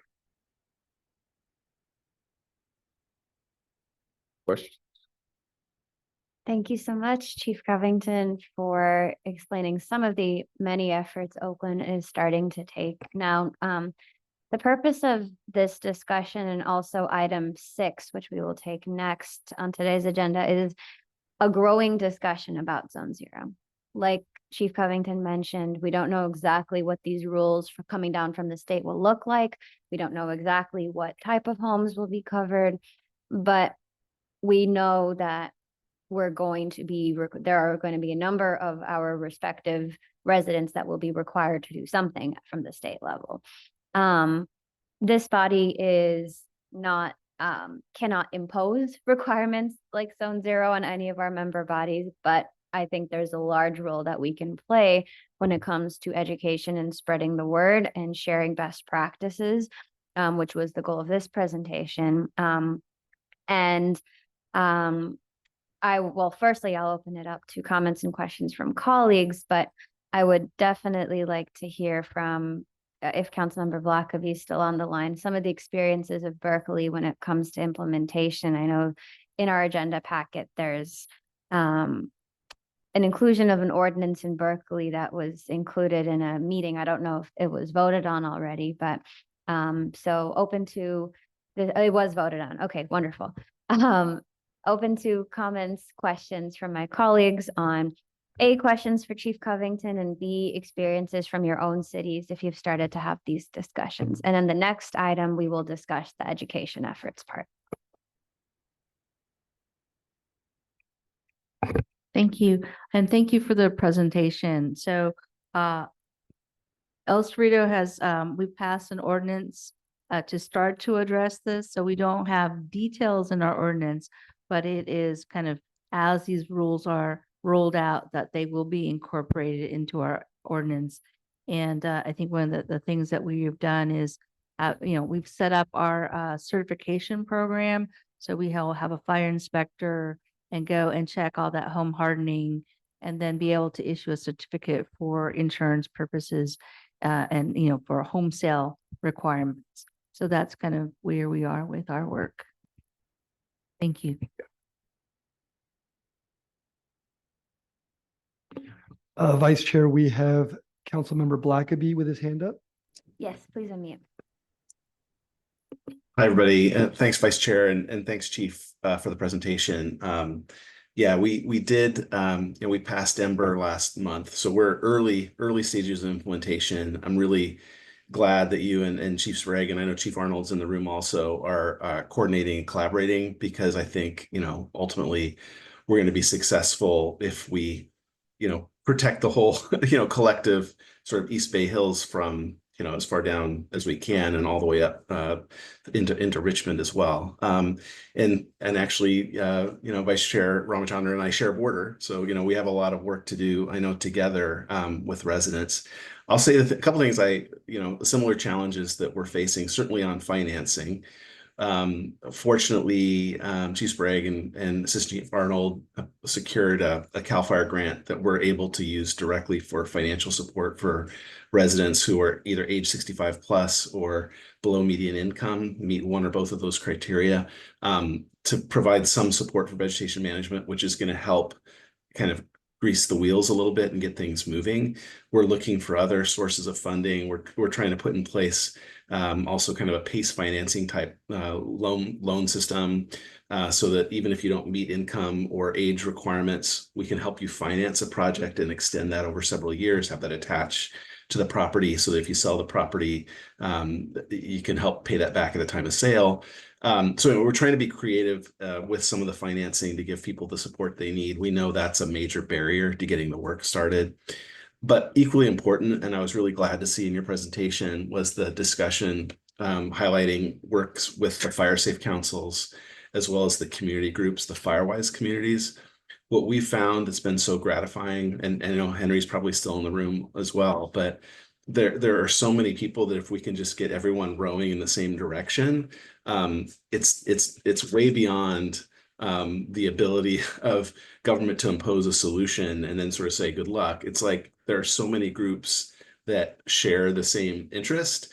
And what I've found is amazing is these, like the FireWise groups, are all stepping up and they're organizing their own fuel reduction weekends. We've got one in my neighborhood in a couple of weeks. We've had some in previous weeks where the neighbors will all get together and say, hey, let's take advantage of the city shredder program, chipper program, and marshal a bunch of volunteers from some of the neighboring colleges and other people that are just able-bodied, and direct our attention on a couple of blocks and help neighbors that maybe can't do the work themselves and do the vegetation management, and then clear tons of vegetation in one weekend. So there's sort of a community spirit aspect thing of this too that I think we can unlock, that makes some of the work a little bit easier. And there's also the sense that we're kind of all in this together, and we're looking out for our neighbors, and we're protecting our neighborhoods and protecting our community. And then it isn't sort of just seen as a government mandate of individual households and the nuts and bolts of the financing and the draconian sort of punishment, but it's really this sense of community spirit, and coming together to solve a problem that's much bigger than any one of us on our own. And so again, we're super early into the Zone 0 implementation. Obviously, Chief Arnold and Chief Sprague, we've done a lot of work. They've already done a lot of work on the Zone 1 and Zone 2, as you guys have. But what we're seeing, at least at the beginning here, is that cultivating and encouraging that community grassroots action, neighborhood by neighborhood, is I think going to be a huge help. And the last thing I'll say is there's certainly a lot of fear, concern, uncertainty. And a big part of our job also is just dispelling some of that. Some of the most successful things we've done already is we set up some one-on-one consultations. Chief Arnold, I put up a little card table at Station 7 and just said, hey, come by. And if you've got questions, bring pictures of your property. If you've got questions about what needs to be done or not needs to be done, come spend time with us. And we set up little 15-minute slots and just filled up several days worth of those slots. The department's spending a lot of their inspection time shifting those resources to doing some pre-inspections and just coming by and giving people some advice and sort of saying, hey, that tree looks great. Don't worry about that tree, but actually this fence that's touching your house, let's think about how to move away from this. But really that personalized attention in the small zone of houses that are in like the very high zone, and just going very deep and giving people personalized guidance as much as possible, dispelling the fear, dispelling the concern, and giving people some comfort and confidence to do.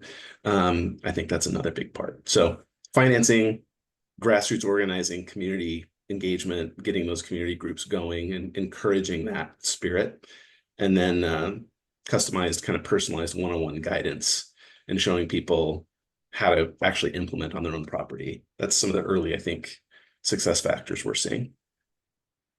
Thank you. And thanks for your presentation. And to the extent we can be partners, please, we'd love to collaborate with you guys. Absolutely. Thank you, Councilmember, for your feedback from Berkeley and for passing this and for thinking critically about funding sources so homeowners can be able to implement this as well. And I appreciate what you said about trying to reframe this as not just punitive and, harsh, but how can we get together to collaborate on reducing the risk of wildfires via taking steps on our own. Supervisor Fox. Thank you, Vice Chair. I just wanted to briefly say thank you, Chief Covington. Great to see you, and thank you for the presentation. I think it's fantastic to have this space to hear how Berkeley, Oakland, all of our cities and counties are working together. At the County of Alameda, and our Fire Chief, Chief McDonald, is here. We recently updated our wildfire prevention maps, our fire zone maps, and I guess I'm most interested in the next discussion, which is how do we do the public education and how do we really leverage this group and our collective resources as elected officials to really partner with the fire safe councils and the broader community to get this information out in the community. I think you hit it on the head, just sort of internalizing that this has to happen and changing our behavior and the way that we've changed behavior around recycling and other issues is where we are now to address this climate crisis. So I look forward to the next conversation. Yeah, I think it's important to realize too, like you said, when we're educating the public, there is some sacrifice, as far as the aesthetics of what you want to see around your house, but the overarching theme of we're losing entire communities and cities in these wildland fires supersedes that. And here's some options for some other things that you can do with your, around your home that can still beautify it and still be fire safe.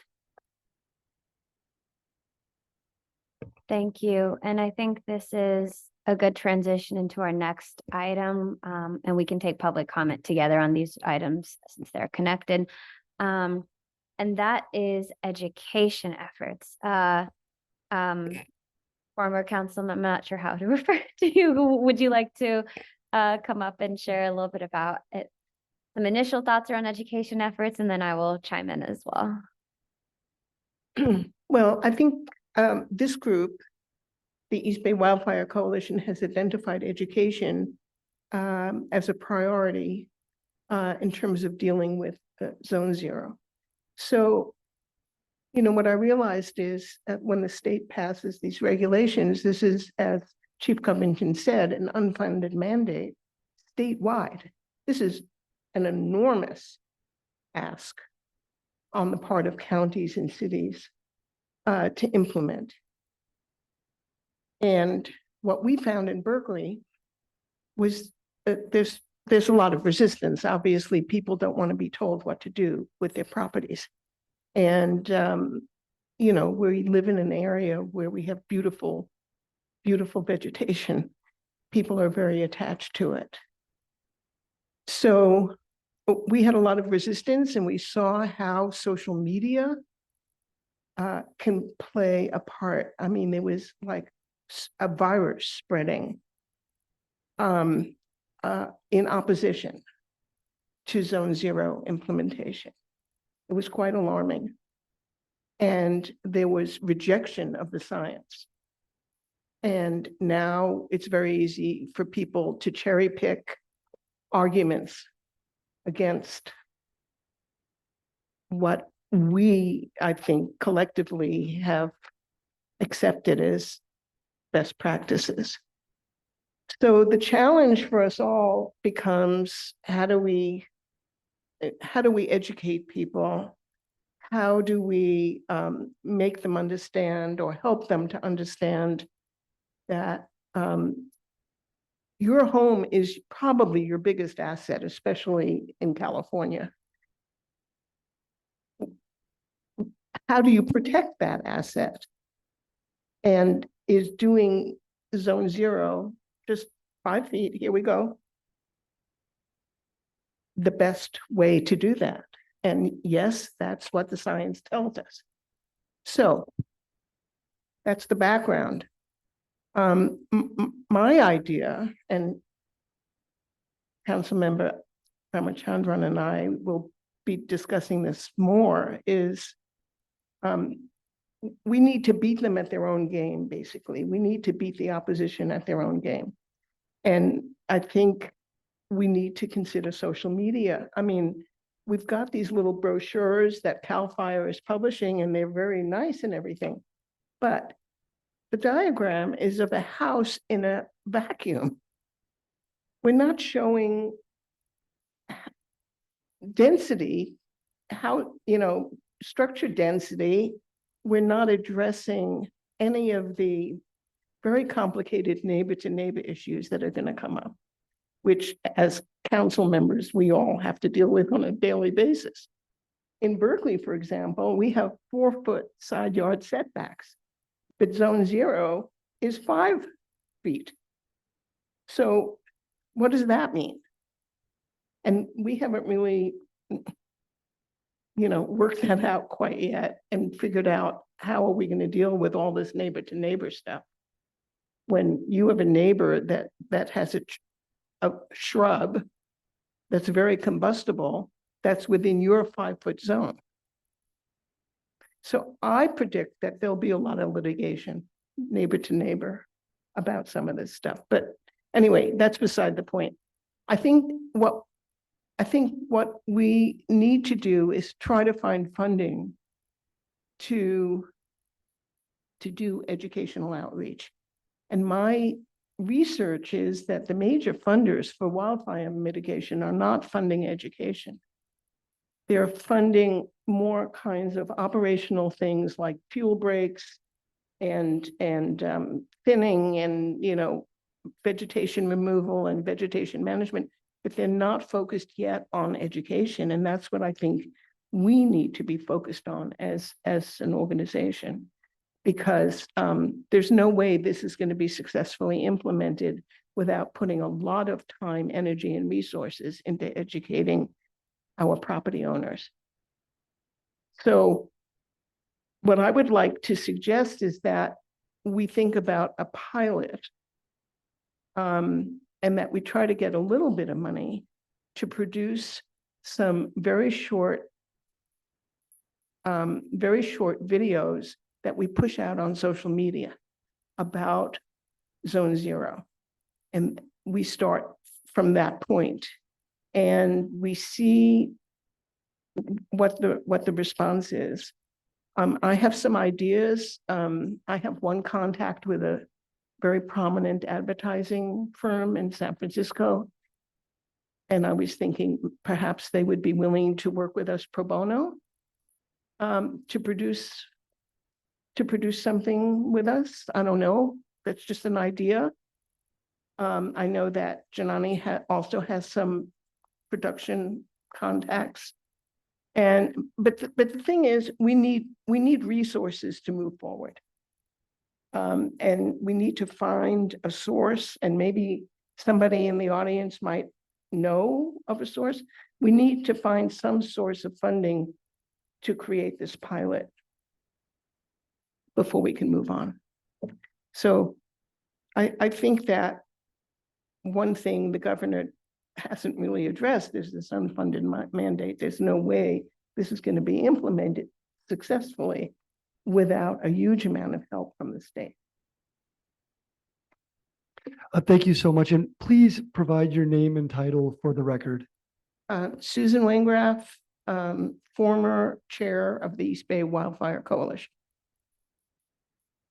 Thank you, former Chair Weingraf, for the work that you're doing to help this body identify funding for the education piece, which, you know, this group has identified as one of our priorities, especially in our initial phases of this work. Just to build off a little bit on that, you know, all of us know what an effective campaign might look like in other aspects of politics. But I think you can apply a lot of that mindset to treating this like a public education, public health, safety, public safety campaign. And a pilot would honestly not cost us this body a lot of money. We do have some funds already in our bank that I do believe that we could use towards creating a pilot. Of course, if there's pro bono agencies who want to help us with it, all the better. But when you type in Zone Zero educational material into a web browser search, you get these static images of what technically Zone Zero is, but that doesn't take into account the urban nature of a lot of the East Bay Hills. The density, how close houses are, kind of the intensity of slopes even. There's a lot that's so unique to the East Bay Hills that you don't have a lot of educational materials out there. The other gap that I've just kind of found in my own research is you have things that explain what Zone Zero is, but you don't have as much content that talks about how does this save lives? How does this save homes? When there are images out there, and here and there I've seen them of in major fires, here's a home that didn't burn. Why? And it includes a number of protective factors that that household used, including what would be now described as Zone Zero. And we need to show and tell when it comes to how this is something that's effective. And sometimes it is the scare factor. Sometimes it is, well, here's the opportunity of if and when a wildfire strikes, how this could be Zone Zero can be a fuel break. It can prevent the spread to your home, to your property, to your people. But I think there's a lot of work to do. And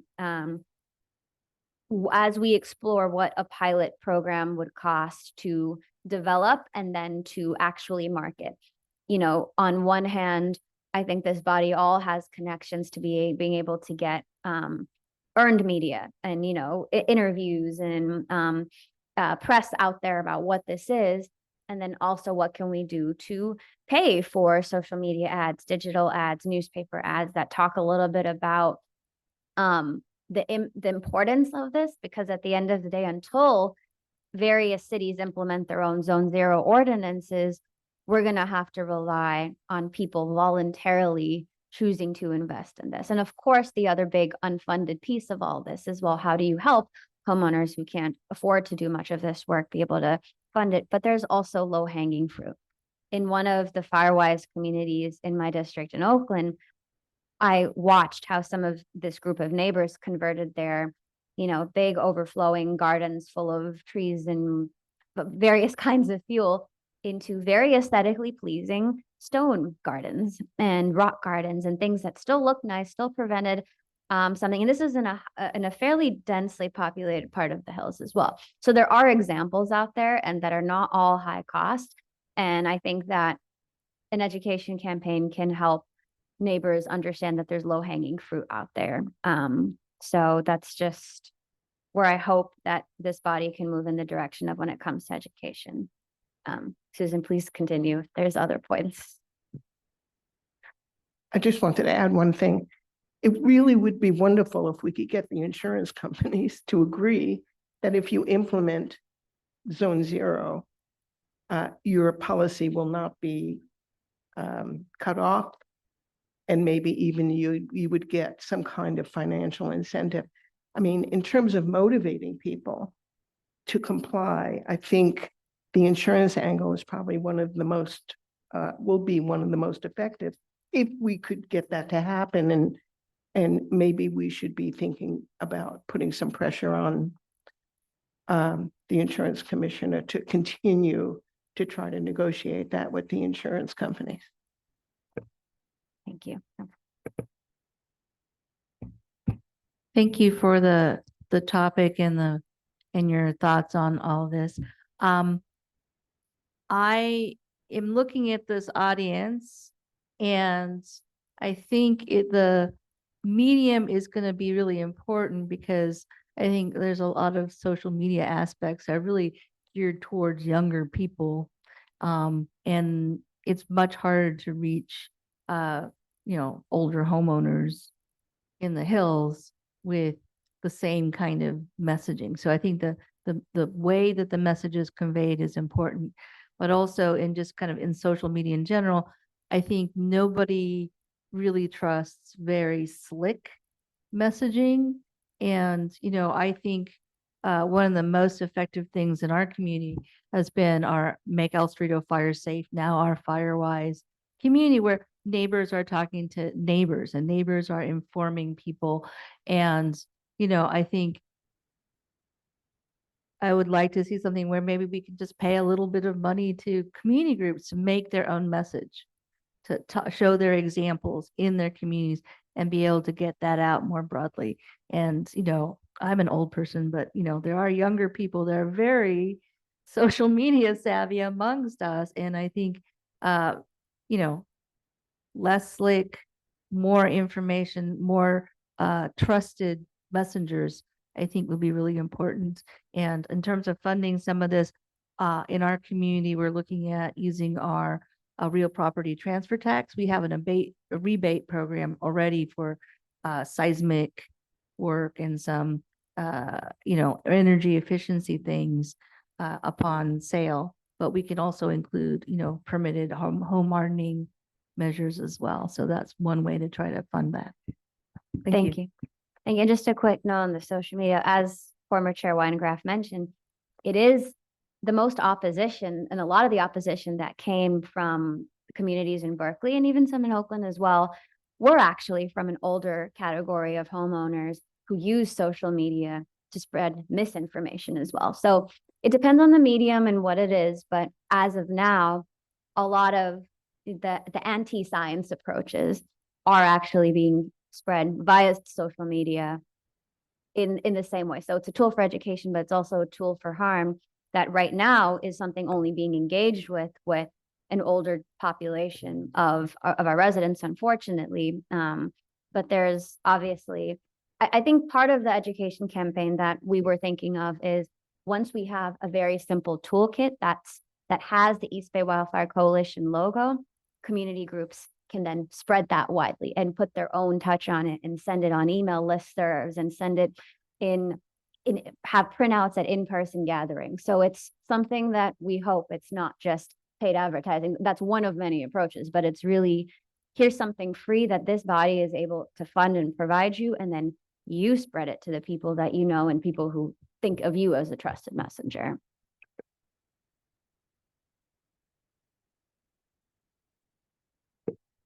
So I completely trust both Susan Weingraff, given your content expertise and being a former council member, and Councilmember Ramachandran, given your excellent media savvy around leading on this communication campaign.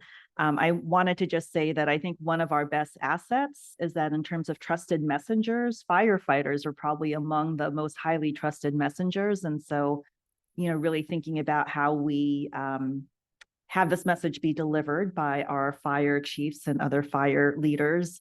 And I concur that images tell a very compelling story. So the images of the horrible consequences of fires, as well as what it looks like to have Zone Zero at your home. I think just helping people imagine what the shift looks like around your home will be helpful. And then given that we represent both Contra Costa and Alameda County, I am curious to know whether our counties can partner with our cities and help do perhaps a mailer to those addresses within the high fire zones. Once we have the toolkit and something, we can reach people potentially in their mailbox as well as through all the other efforts in the community as well as through media. Great suggestion on both. We have several fire chiefs here in the room, and we will be relying on your support to help us spread the word. Speaking of trusted messengers, and nothing beats direct mail sometimes.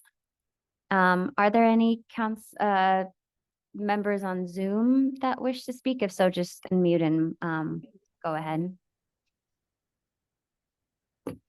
Yes, thank you. Brent Blackaby has his hand up, and then two members of the public after that. Councilmember Blackaby, go ahead. Great, thanks. Vice Chair, thanks. I think you're right. Like thinking about this as almost like a political campaign, certainly a public education campaign, but a public safety campaign is spot on. Some of the conversations we've been having internally with the fire department is, we can't use just our standard communications approach. We've got to think of this as multi-touches over time and kind of a consistent drumbeat of reinforcing messages. It's really important. I love the idea of a toolkit. What we have been seeing with the social media piece with opponents is, neighbors are reaching out to neighbors. They're kind of self-organizing. So this is, again, another place I think where the FireWise communities can play a role. Folks are happy to share information if we provide them information, and people are looking to their neighbors for advice as much as they're looking to, certainly not looking to elected officials necessarily, community leaders. They're looking to people in their neighborhoods. So equipping, that's another role I think for these FireWise communities, is they can be the local validators for the people down the street who are doing the same work. And here's the information they have that they're sharing with their neighbors. So I think that's really important. And then lastly, I'll just say, and appreciate Supervisor Bass as well saying this, but those positive examples, and Vice Chair, you mentioned this too about the rock gardens, like in your neighborhood, we're starting to see people who say, hey, come check out my house. And they'll do like an open house from 2 to 4. We already did Zone 0. And they'll get 50 people. Or again, the FireWise communities will invite people over. They'll set up events. People need to see the positive examples of what they're moving towards and not just think about what they're losing. So people are already doing this. People have already implemented this. Come see those examples, get some ideas and some inspiration for what you can do for your own help. This is also actually a place where some strategic use of AI can be helpful. Our department is looking at, can we develop a tool that helps you take the photos of your property and help you envision what it could look like, what a new landscape could look like, and use sort of some technology to show you, again, not scare you into what you're losing, but show you what's possible in terms of the new design you can move forward. And let's take advantage of some of those new tools, personalizing it to you.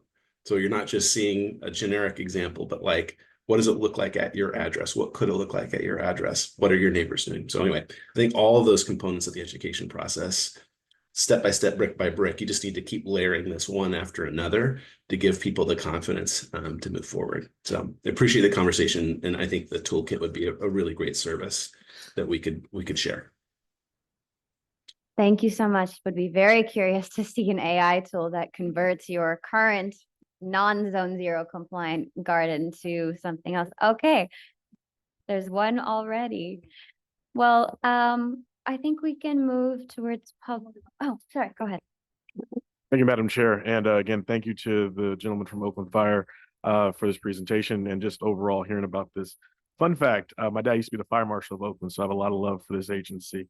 Just kind of thinking about this, when we do kind of do this messaging, I would also kind of urge if we can do a little customization for it. So there is like, an area that's focused a little bit more on Oakland specific messaging, on a little bit more of a Contra Costa specific messaging. So that way we can get people sort of wrapped into it. Because what I often fear is you have folks on this side of the freeway in Contra Costa land that are gonna be like, well, that's over in Oakland. That doesn't concern me. And so next thing you know, the messaging is kind of lost. So I think that that's something to reiterate too, that I think that we should do.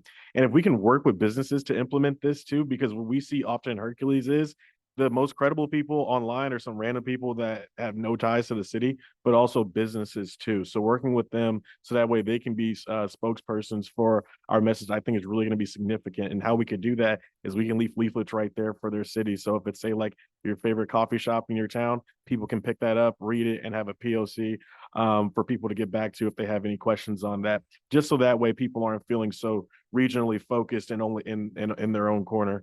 And, I hate to say this, but I do think this is a great example. I'm also a guardsman outside of this, and I was at the campfire in Paradise in 2018. And those images still are very powerful when we talk to new soldiers that are coming in about the reality of what wildfire looks like. And we can make this messaging. I don't mean to sound very dark, but we can let people know that, hey, you've seen the rest of the state go through these sort of things. It's only a matter of time for us. We're setting up expectations, not scaring you, but setting up expectations for what could be. So that way people can have a little bit more of an emotional sentiment to try to get to work on some of this stuff. Just some suggestions, but thank you, Madam Chair. Thank you. And I think that's food for thought when we develop a toolkit.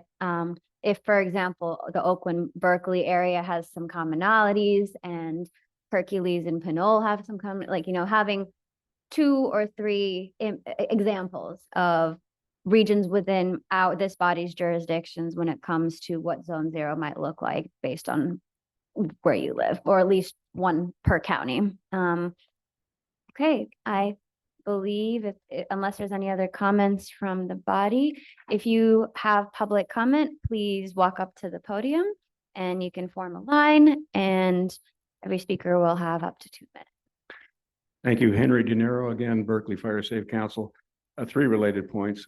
We've worked extensively with Professor Michael Goldner of UC Berkeley, arguably the world's leading expert on urban conflagration. There are 2 factors, not one, to prevent urban conflagration. One is Zone 0, which is the primary active defensible space, the first 5 feet. The second is screening your vents and gutters, which is the primary act of preventing embers from getting inside the house, embers in the wind. You have to do both. If you just do Zone 0 and you don't screen your vents and gutters, you have urban conflagration. If you screen your gutters and don't do Zone 0, you have urban conflagration. So I'd urge us to think about the 2 essential elements of defensible space and home hardening being Zone 0 and screening your vents and gutters. And this assumes you're not one of the 107 remaining homes in Berkeley that still has a wood shake roof. Those have to be fixed too. Altadena. I toured it. I now call it tragic Altadena.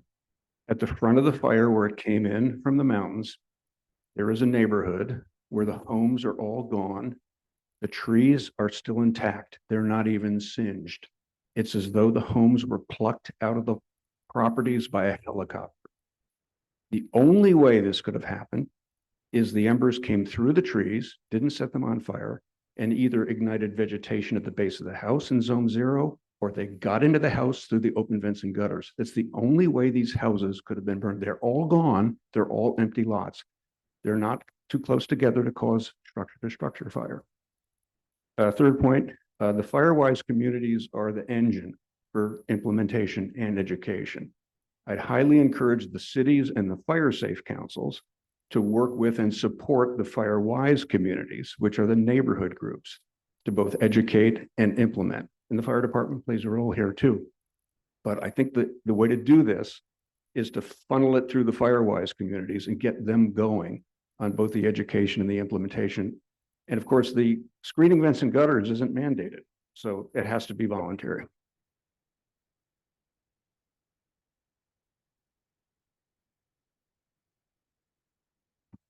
A bit shorter. I'm Marilyn Sarney. I'm the lead of the new Richmond Firewise demonstration garden. I'm a UC Master Gardener who's certified at Rescape Sustainable Firescaping. And I'm vice chair of West Contra Costa Fire Safe Council. I'm a little bit shocked. You people are unaware of all the resources for education at UCNR and UC Master Gardeners. Now in Richmond, Firewise Demonstration Garden's brand new. It's taken us, I found out it was over 3 years to get it through. And it wasn't the city of Richmond or the West Contra Costa Fire Safe Council, was UC Legal, frankly. But it's in place now and will be a major resource for us to create videos for UC Master Gardeners and West Contra Costa Fire Safe Council. I'm just saying, you're not looking at what's already out there. I'm not sure why that's happening, because UCNR and the Fire Consortium actually has some absolutely brilliant videos. plus both Fire Safe Sonoma, which is well funded for education, and Fire Safe Marin have really great resources already in place. We use them all the time to urge people to see how things are done, including installing vent screening. The other thing I want to point out, and this is where FireWise USA is pretty good. You really need hands-on to make lessons stick. This is why we're doing the FireWise demonstration garden, of course. But I know from my own past employment history that when you have people do something with their hands, or they see something and then do something, that's when the lesson actually penetrates. I'm hoping we can get a volunteer home inspection program going for Contra Costa. I can't speak for Alameda, for educating people and helping them actually do things in their garden with UC Master Gardeners.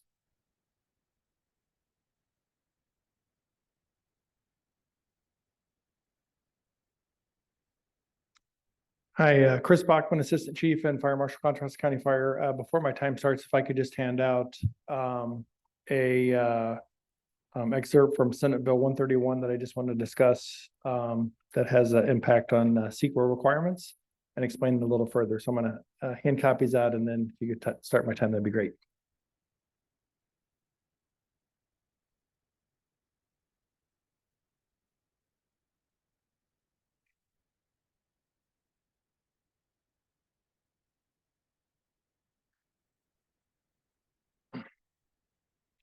So what I'm passing around is an excerpt from Senate Bill 131. There's some CEQA requirements. It was a rather lengthy bill, but the section I specifically want to refer to is highlighted on the second page, section 11.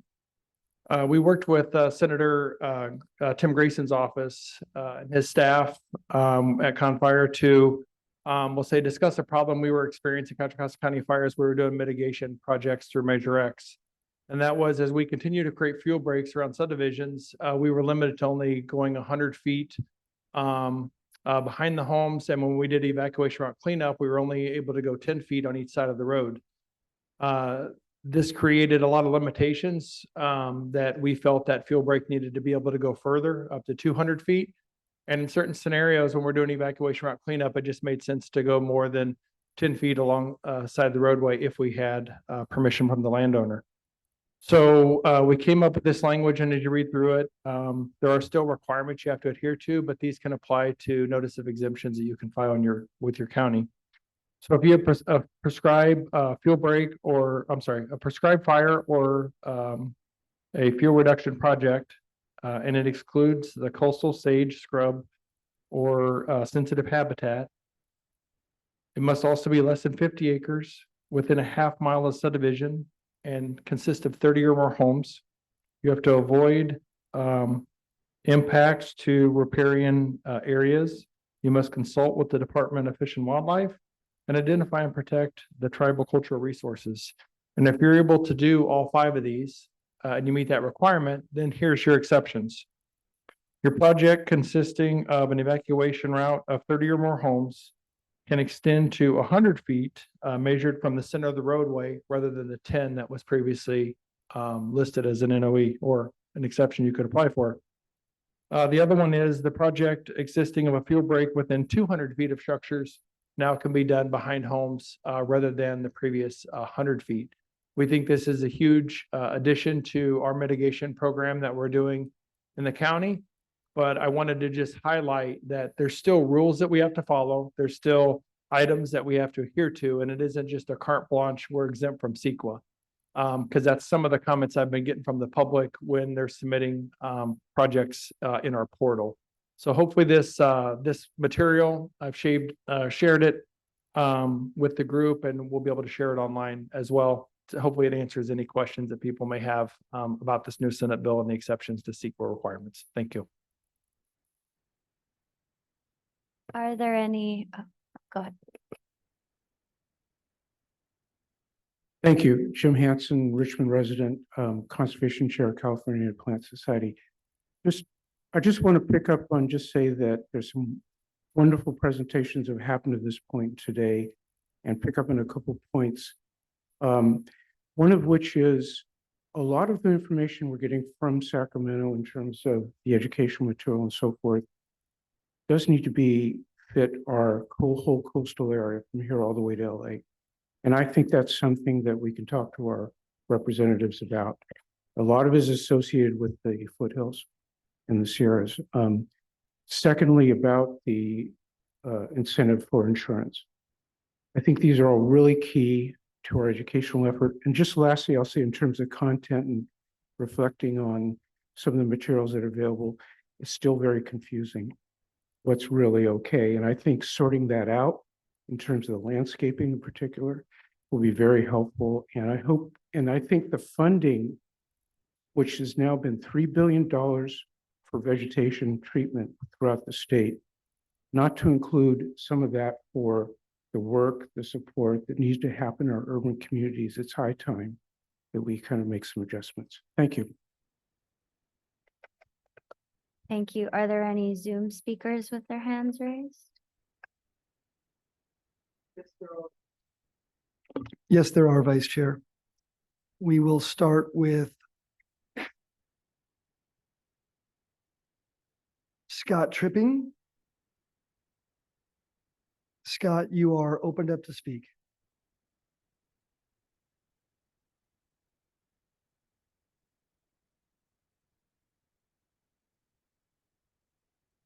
Scott, are you there? Okay. The next, there are two more with their hands up. The next person is Annette McCoubre.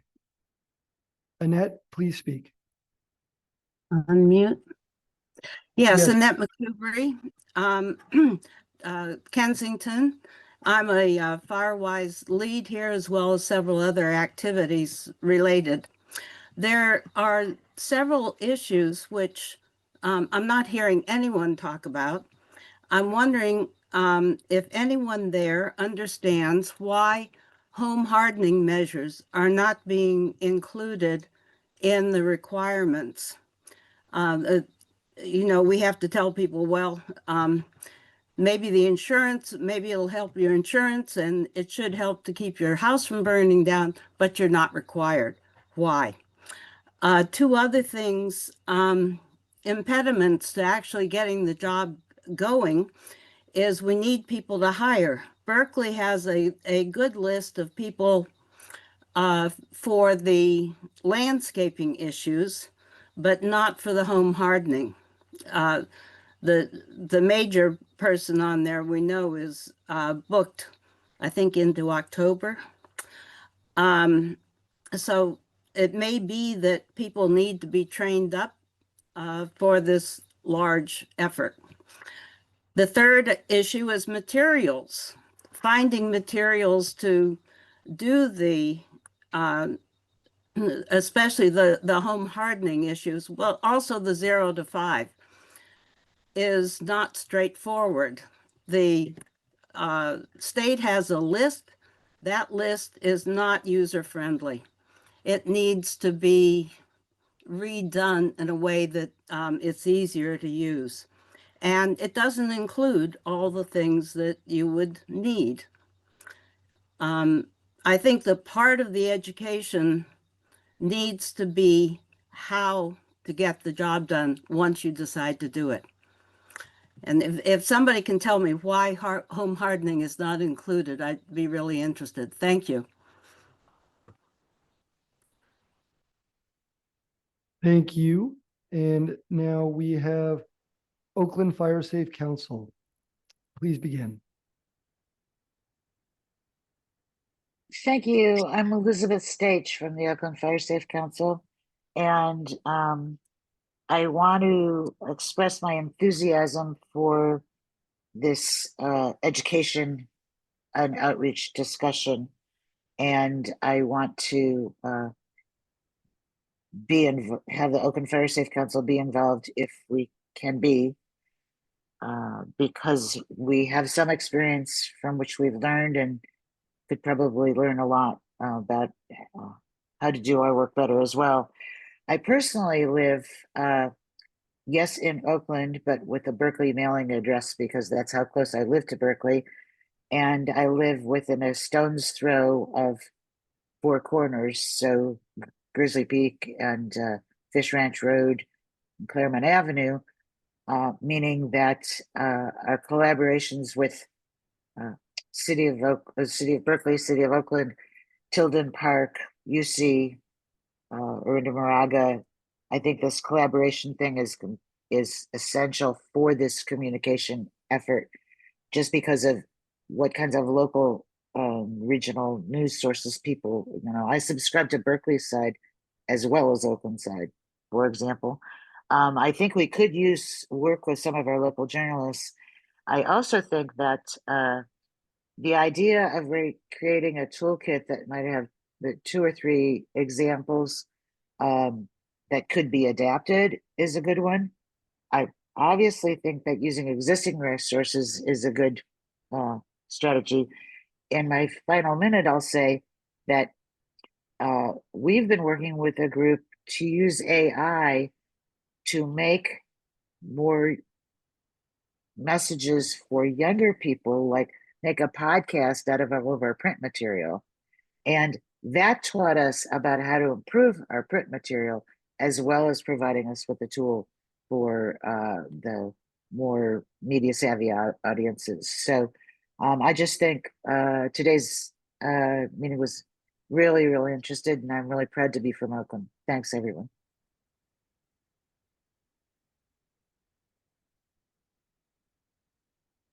It appears there are no more speakers online. Thank you. Thank you so much. Okay, with that, we will move. Well, thank you for a very robust conversation, firstly, on Zone Zero work in Oakland, Berkeley, El Cerrito, and a number of other cities and counties that are contemplating this. And we look forward to continuing the conversation on education. And we'll move to item 7, future meetings and agenda items. Just based on the comment from our partners at Contra Costa Fire District, I don't know if they're still in the room. I think one potential future agenda item can be current legislation, current and recently passed legislation. This body can author letters of support, can author potentially resolutions in support, and it would be great to hear what folks are interested in supporting if that is possible. Another thing that I think came up today was the ever-present insurance discussion. We have discussed before trying to invite someone from the insurance commissioner's office, but ideally the insurance commissioner himself to come and share a little bit more about what can be done to support our East Bay region and the connection between not just Zone Zero, but mitigation efforts that homeowners are taking and the connection to renewal of insurance policies. And then the third that is those are the only 2 that I have right now. Members of the body, other suggestions for future agenda topics? Okay.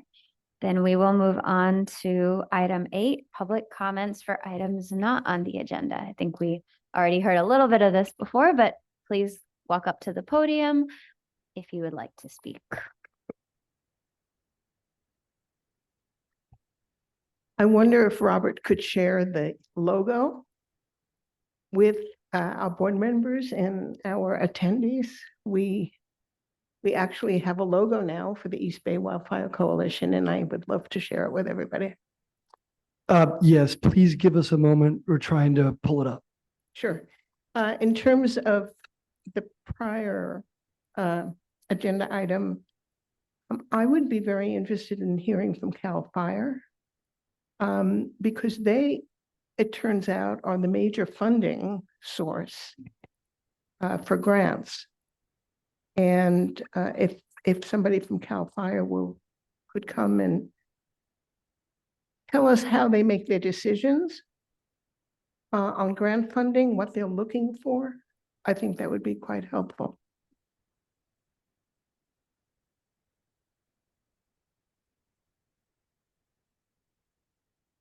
Sorry. This is, hopefully this will be a topic for the next meeting, SB 131.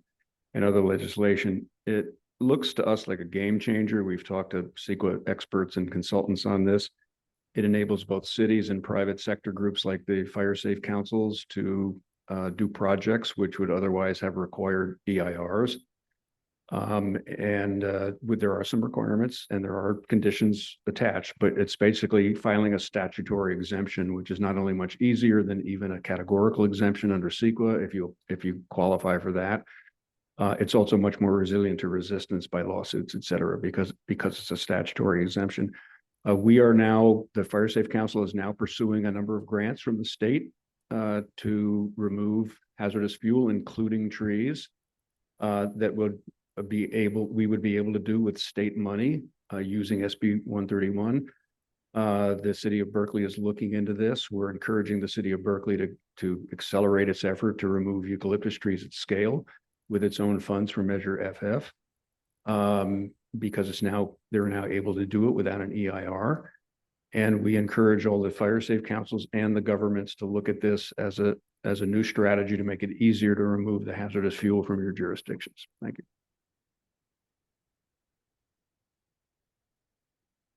Hi, everyone. I'm Stella from the Office of Assemblymember Buffy Wicks. I just wanted to say thank you for such a great conversation today and to let you all know about an event that our office will be hosting in partnership with the City of El Cerrito and a lot of other wonderful partners, many of whom are in this room.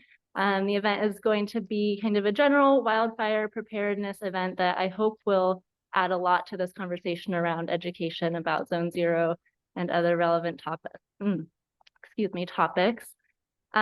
event will be on August 16th. That's a Saturday from 11 a.m. to 3 p.m. here at El Cerrito City Hall. And we are going to be sending out a lot more information about that either end of this week or early next week. So keep an eye out for that. And I hope a lot of you will be able to join us. Thank you. Thank you. Do we have any Zoom speakers with their hands raised? We do not. Thank you. Okay. So before we adjourn, any final board member comments? Okay, just a note of appreciation for everyone who came today, members of the public, the various fire department chiefs and other fire staff who are here today, representatives of fire safe councils. Thank you to Roger for putting this all together. Thank you to El Cerrito for hosting us again. And can you remind us when the next meeting is? Yes, the next meeting is scheduled for September 24th. And I'll have the other dates as well. While I do that, please direct your attention to the screen. This is the logo that Susan Wingraf referred to. This was a small amount of the budget that we worked with PlaceWorks. And after a lot of back and forth, this logo, this branding was chosen for the coalition. And we'd like this to accompany the letters that go out for grant support, legislative advocacy, and so forth.